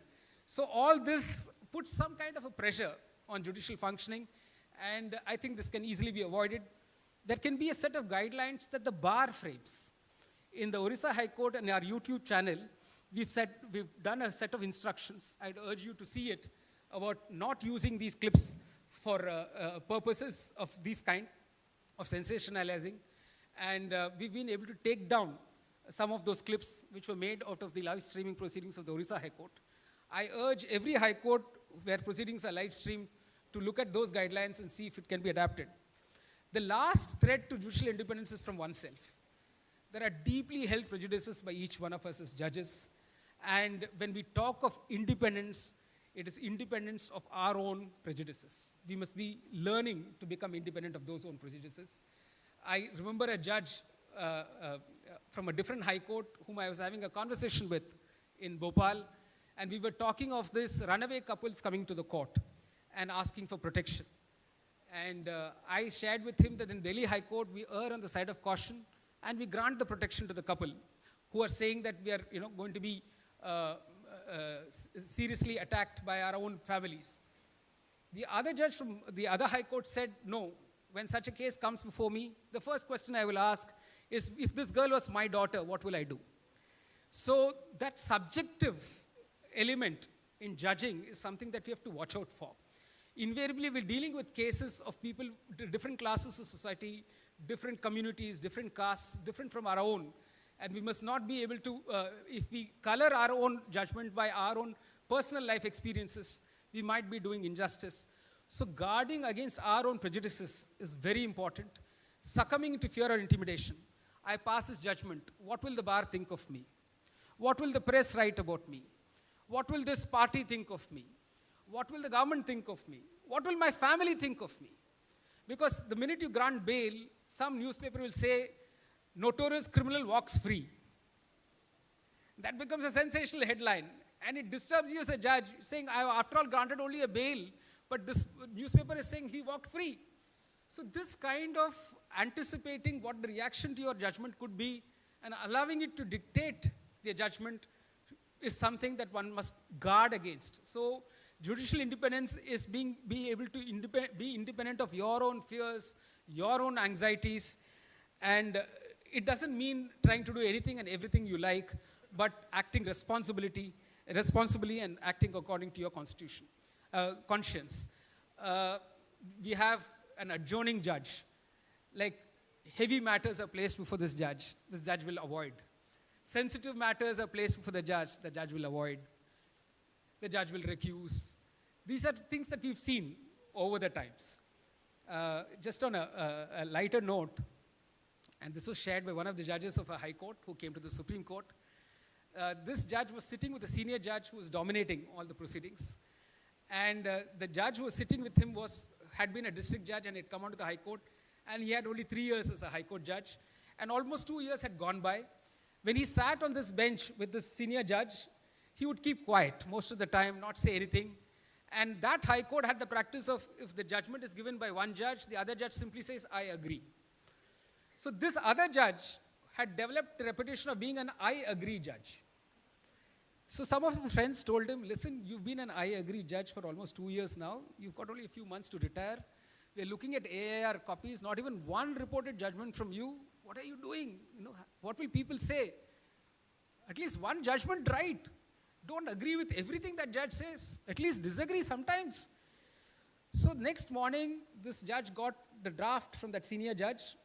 And on that draft, the judge wrote, I disagree. So the senior judge called him and said, wow, very good. After a long time, you have actually expressed, a different point of view. But please give me the reasons. He said, reasons? He said, yes. If you disagree, you have to give reasons. He said, nobody told me that.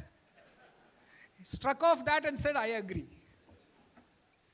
So there are judges who, therefore, delay decisions. I know very good judges who are excellent in the law, who've been excellent as lawyers, unable to decide, who keep matters pending for long and waiting to write the best judgment. That best judgment is a mythical creature. There is nothing called the best judgment. Even the best judgment can get overturned in 2 minutes. I remember as a young judge working very hard on a trademark matter, and I must have written a 45-page judgment, research, this, that, analysis, everything. And then within 2 months, we got an order from the Supreme Court where both sides had very fairly told the Supreme Court, this is actual wording, very fairly told the Supreme Court that this judgment can be set aside and the matter can be remanded. That is when you realize that there's nothing called a perfect judgment. There's nothing called an irreversible judgment. Nothing like that. As a judge, you learn to take it all in your stride. Like I'm a senior judge. I'm sitting as a single judge. This person who was even yesterday appearing before me, he's now been sworn in as a judge. He's now sitting in the Chief Justice, and my judgment is getting reversed by him. I can't have these kind of egos. It's very natural. It's part of judicial hierarchy. There will be a division bench. One judge in the division bench will write the judgment. That judge may be a judge junior to you, but you take it in your stride. Because once you're in the system for a while, you know there's nothing called a perfect judgment and absolutely right judgment. Things change with time. What was shown to you was probably not shown to the higher court and vice versa. Some important document which should have been shown to you was not shown to you and is shown to the higher court. Well and good. Take it in your stride. So this mere being afraid to decide is something that, again, affects your functioning as a judge. The last is, of course, the playing to the gallery judge. So every day I'd like to see my name in the newspaper. So that's another phenomenon that many of our judges have and which they can avoid, because this all affects your objective functioning as a judge, the kind of cases you will pick up, which cases you will decide, which cases you will leave out. These are things that the bar watches very carefully, and bar makes its assessment, and this is something that we should avoid. This unruly horse syndrome. There have been criticisms that I feel very strongly that day's newspaper about something. I take suo motu notice. Of course, as a judge, of a high court judge, you have powers, but there is a system. If you feel strongly about a case, write to the Chief Justice, say, this is something that has come to my notice. Would you like to take it up suo motu as a PIL? If every judge starts doing it in a high court, it will all be mayhem. So in many high courts, including the Delhi High Court, we have orders on the judicial side, it's there in Orissa too, that no judge will individually take up these cases. The judge will refer it to the Chief Justice on the administrative side, and the Chief Justice will take up the suo motu powers. Abuse of administrative powers is something that we don't talk about. Like I mentioned to you about the stenographers. I want 3 stenographers. I'll have 4 PAs. I'll have 3 cars. To avoid all of this in Orissa, we prepared 3 manuals. One manual told the judge what are your entitlements. And this is very essential. I think it should be followed by all high courts. So that every judge knows this is what I'm entitled to, this is what can be given, this is what I don't ask for. Second, we prepared a manual for writing CCRs. Many judges come from the bar and are made high court judges. They don't know anything about this whole service law aspect. Writing confidential roles, how carefully it should be done, how to evaluate a person's performance. Inspecting a court, what do you do during inspections? Don't take gifts, don't take parties, don't take favors. These things you have to write down in a manual. If a Chief Justice prepares the manual, then nobody will ask about, how can the Chief Justice prepare the manual? So one manual for inspections, one manual for CCRs, one manual for entitlements. I think this is essential for everyone to do. I would add to this, one should be setting out all the judicial restatement of values. We constantly need to be reminded of judicial ethics and how to conduct ourselves, when to recuse, what are the issues on which you'll recuse. These documents help us to understand what are accepted international norms on judicial ethics and functioning of the judges. So now I'll come to the last part. These are all in response to the questions you've asked me. It's a trite proposition, in our country at least. Whenever we had a strong executive, you've had a visibly weak judiciary. Like I showed you the instances of the executive differing with the recommendations of the Supreme Court Collegium and going ahead and altering the seniority, or simply not saying anything and the Supreme Court itself withdrawing the recommendation. It's happened even very recently, I think yesterday or day before. These are instances on which there is no discussion at all. And except that judicial order of Justice Sanjay Kaul, when he's expressing some of the anguish, I think we need to address this, because this has to be sorted out. Just having this different system of 3 plus 1 plus 1 or 4 plus 2 plus 1 or whatever is not going to solve this problem, because within the Collegium also we need not have all judges agreeing on everything. And each judge has his or her own compulsions on the way they act in a Collegium. And it's not always for the best results. So I think this requires a more open debate based on facts, based on empirical data, which is what can demonstrate to us when did the judiciary stand its ground, when did the judiciary give in, and do we know the reasons? Very often all of this is shrouded in mystery. You're only making a guess. We are saying the government didn't agree because of this, although nothing is on paper. We are saying the judiciary withdrew the recommendation because of this, nothing is on paper. So it's all in the realm of surmise and conjecture. I think we need a more transparent functioning to understand how these two organs of state, the executive and the judiciary, look at the same set of recommendations and why they decide the way they decide. Unless we get to the bottom of that, merely changing the system will not give us the results that we are looking for. We need, therefore, greater transparency, greater accountability. What we've done in the Orissa High Court on judicial functioning is this. We've actually broken down the number of hours lost as a result of abstentions, boycotts, and strikes. So we're able to bring down judicial hours lost, not just because of abstentions by lawyers, even by leaves taken by judges. So we are able to tell a person that this is the judicial hours lost for these reasons, and given these working hours of the judiciary, this is the performance. So that gives you a correlation between the disposal of cases by courts and the number of judicial hours lost for a variety of reasons.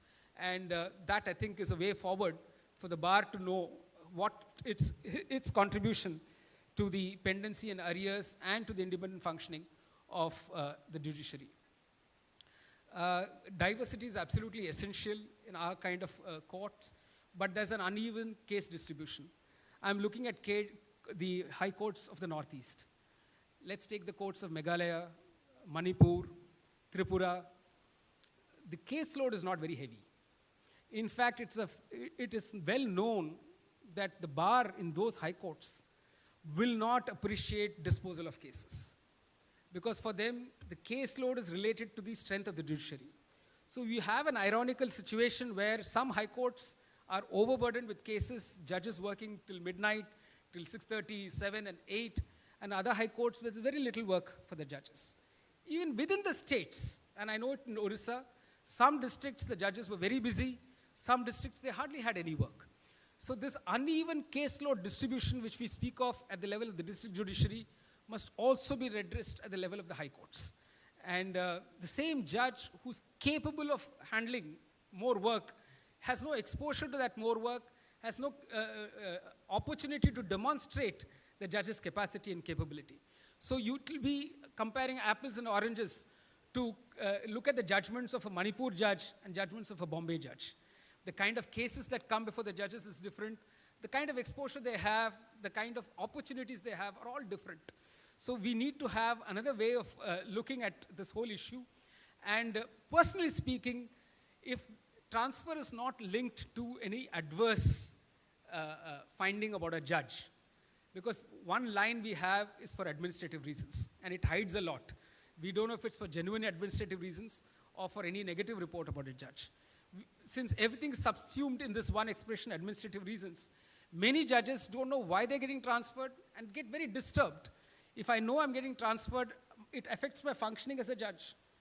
Then I don't know whether I should hear matters, not hear matters, whether I should reserve orders, not reserve orders. And dislocation is disorienting. When you have to move to a new place, you have to learn the system in the new place, it takes time. So I think if there is a healthy practice of voluntary transfers, I know judges of the Punjab and Haryana High Court who had their children practicing as lawyers, volunteering to go out to another High Court. Justice Atul Sridharan volunteered to go out of the Madhya Pradesh High Court. So there can be those good examples of volunteering to go out. And I can assure you this much from my personal experience, transfers exposes you to a new jurisdiction where you learn more. In fact, the bar in many jurisdictions welcomes these judges with open arms because they bring in something new. Chief Justices from outside. I know the southern states welcome this Chief Justice from outside. Maybe the northern states don't. But this is a varied response. For a variety of reasons, a judge who's hardworking, who's sincere, who's honest, and who's admitting to not knowing enough and is prepared to learn is welcomed by most bars.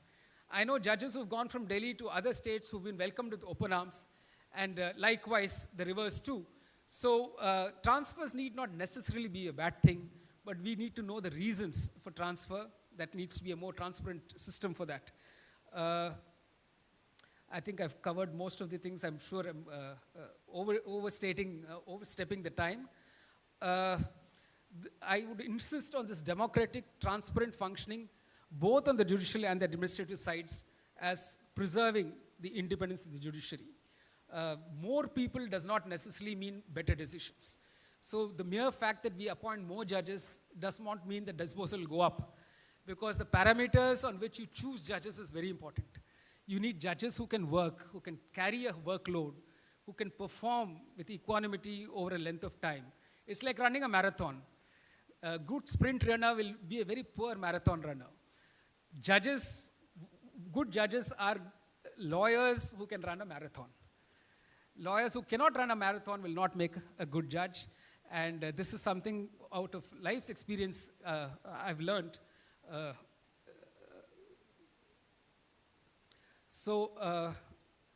The last thing I would wish to say in this is the importance of court being a counter-majoritarian organ of state.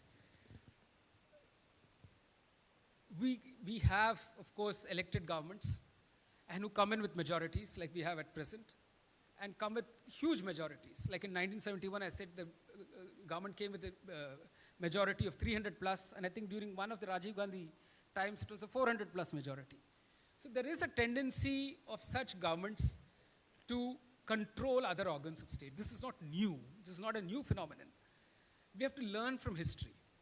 And we have to see how strong a judiciary we can be to anticipate this and still stand on the side of the weak, the oppressed, the dissenter, the minority. Because for them, the hope is the judiciary. So when you have an oppressive state, the hope is the judiciary. When you have an oppressive majority, the hope is the judiciary. Because the Constitution protects both the strong and the weak. More the weak. All the provisions that are written in the Constitution point to this, that the person who has a different point of view, who thinks different, who belongs to a different religion, who now, with the evolution of the jurisprudence, is a different sexual minority, all of them have their place under the sun.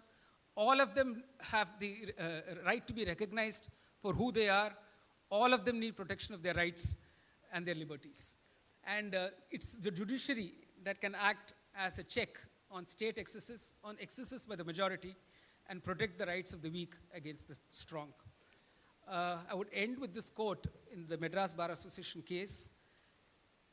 It says, if impartiality is the soul of the judiciary, independence is the lifeblood of the judiciary. Without independence, impartiality cannot thrive. Independence is not the freedom for judges to do what they like. It is the independence of judicial thought. Thank you. Thank you for your patient listening.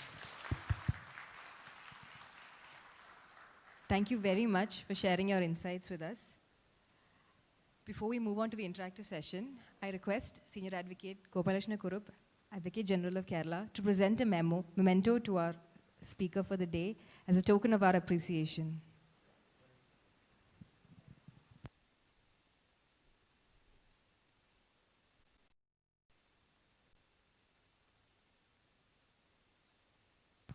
Thank you. We are sure that the audience is eager to hear more from our esteemed speaker, so we shall now leave the floor open to the audience for a short interactive session.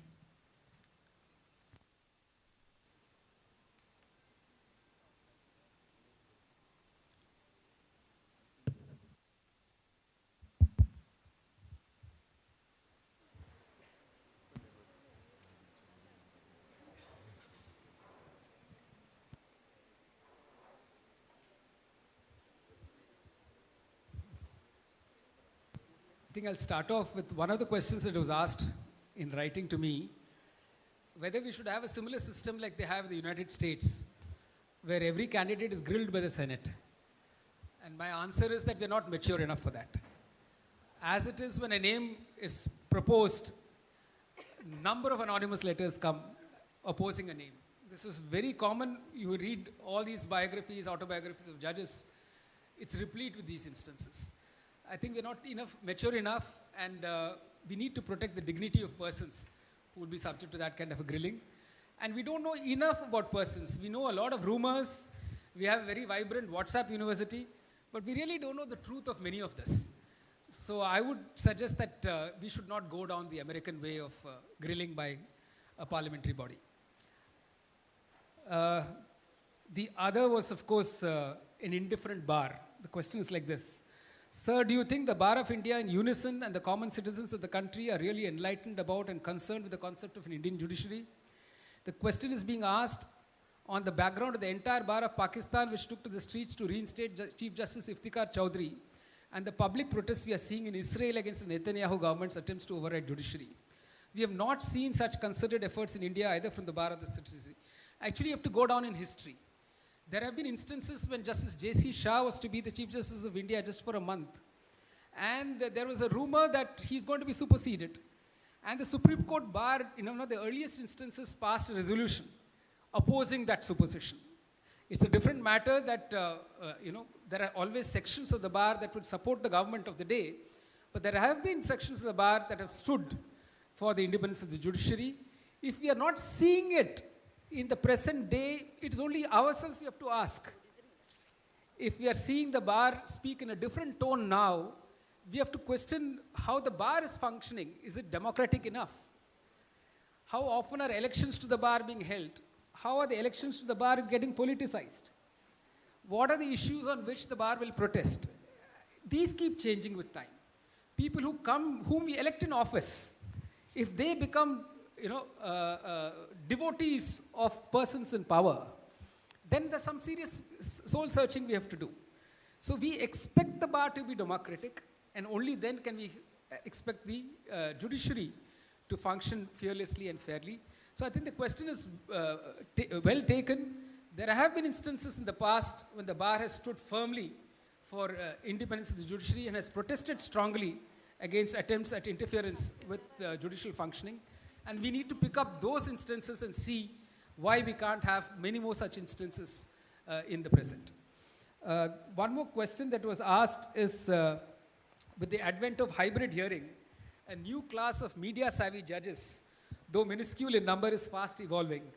They, by their live oral observations, cater to the legally illiterate paparazzi media, ever hungry for breaking news items. So this, I think, I've answered, that we need to formulate some guidelines on the use of the live streaming clips and avoid sensationalizing those clips. Then about obiter observations by judges in judgments on all and sundry issues. Again, this is about education and training, the exposure our judges have, and how you can broaden their outlook through that exercise. I think Master of the Roster have addressed, these are the issues that have been raised here. Any other questions, please feel free to ask.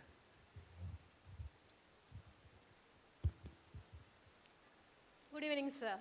Myself, Shilpa.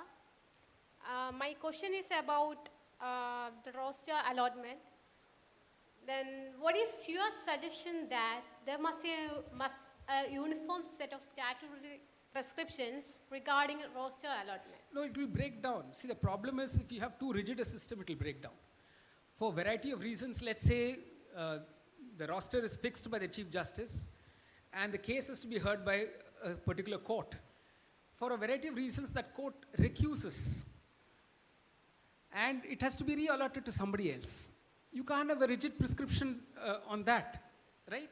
You can't put it down in a statute. This happens as a matter of practice. Normally, when you're a judge for a number of years and then you come to the seat of a Chief Justice, you've watched how the system works and you learn through that. So there are many unwritten rules in our constitution, in our judicial functioning, and we realize now as judges that if we rigidify it by putting it down in writing, that might itself cause the problem. So we only expect more enlightened persons to occupy those chairs and act fairly. Thank you, sir. Good evening, sir. My question is with respect to, do you think in your perspective, whether the judges are paid enough? In the sense that we have... So there have been a lot of debate on this, what is the judges paid? Many of the states in the country, and we should keep out Delhi, Bombay, and major metropolises, lawyers don't earn much. I know for a fact in Orissa, lawyers don't earn much. We must be alive to the fact that 80% of the work is usually controlled by 20% of the lawyers. And this is true of all bars. So an average lawyer's earning is definitely less than what a judge is paid as salary. If you look at the senior most lawyer, the most successful lawyer, you compare that lawyer's earnings to that of a judge, the judge's earning is no comparison at all. But the earning that the judge has to be added with the perks. You don't put a value to the perks. So there has been a debate on whether you should give a lump sum to the judge instead of these perks and let the judge decide, what to spend on. It's a matter for debate, but I know in many states, and I'm talking of Orissa, maybe Bengal, maybe Assam, maybe parts of Bihar and Uttar Pradesh, the average earning of the lawyer, Justice D.K. Singh will correct me if I'm wrong, the average earning of the lawyer is nowhere near what a high court judge earns, or even a district judge earns. In fact, there's very little difference between the salary of a district judge and a high court judge. I don't know whether you're aware of that. So even at the level of magistrates or senior civil judges, the salaries of those judges are definitely higher than what lawyers earn. If you add the perks, that is the housing that they get, the medical benefits they get, the LTCs they get, it will definitely, as a package, if you evaluate it, it will be high. But it is open. I mean, it is an open discussion that we can have, whether these should be adjusted for inflation and whether there should be an automatic enhancement of salaries adjusted for inflation. I think that is a valid demand to make for the judiciary.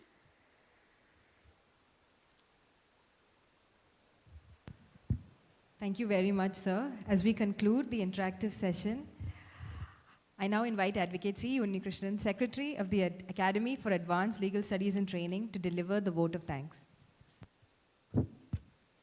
Respected President of the function, Dr. Justice S. Muralidhar, Additional Advocate General Ashok Cherians, Honorable Judges of this court, Honorable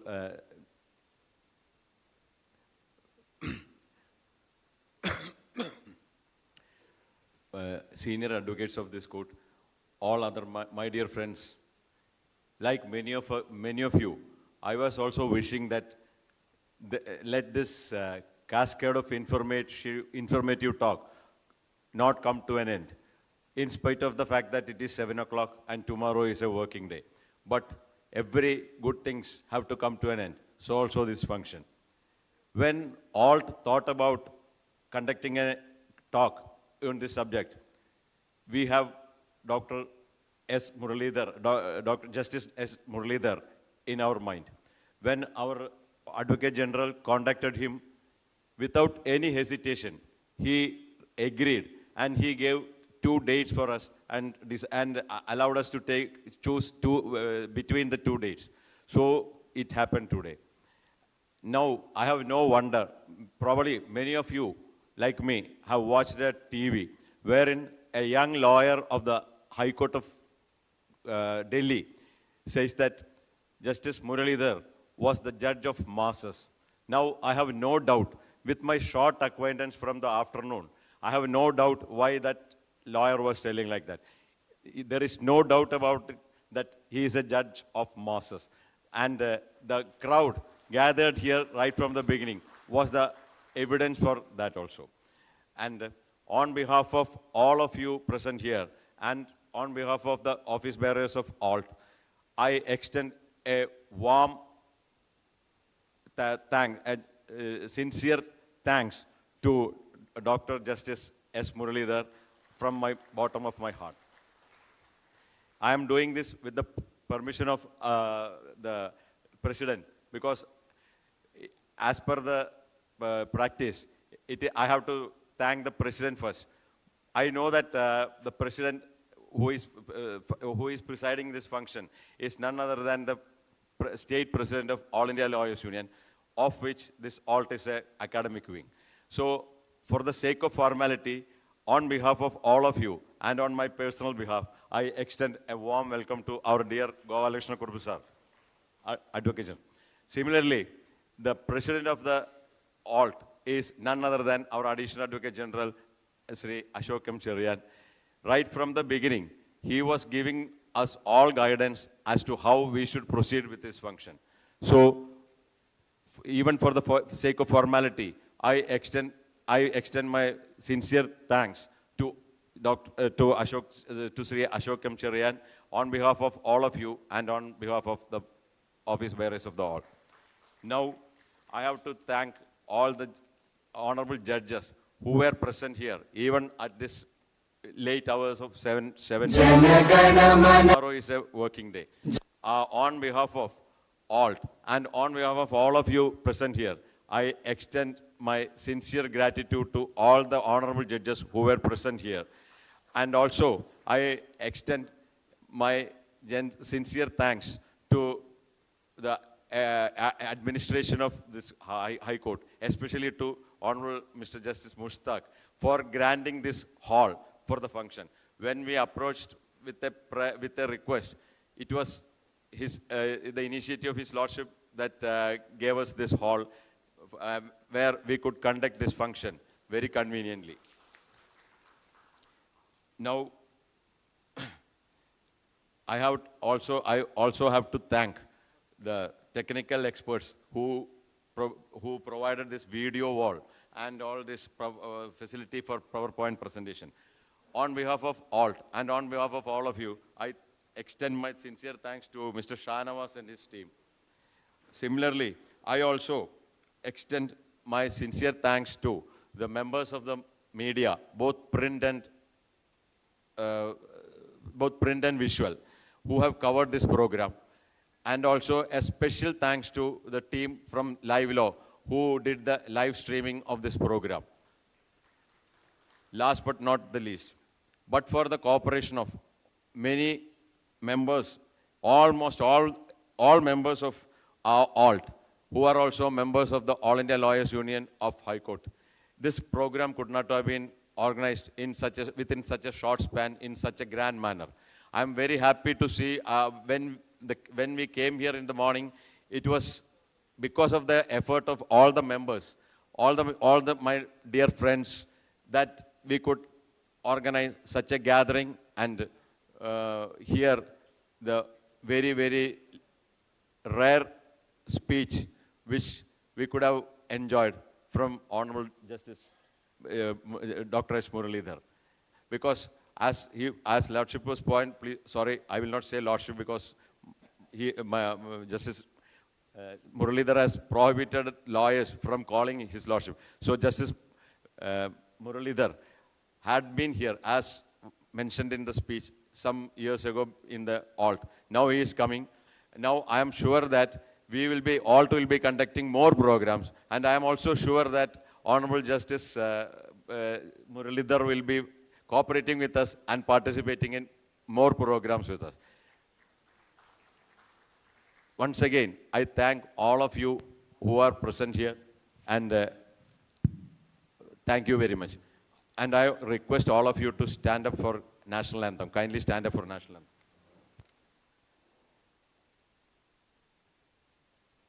जनगण अधिनायक जय हे भारत भाग्य विधाता पंजाब सिंध गुजरात मराठा द्राविड उत्कल बंगा विंध्य हिमाचल यमुना गंगा उच्चल जलधि तरंगा तव शुभ नामे जागे तव शुभ आशीष मांगे गाहे तव जय गाथा जन गण मंगलदायक जय हे भारत भाग्य विधाता जय हे जय हे जय हे जय जय जय जय हे.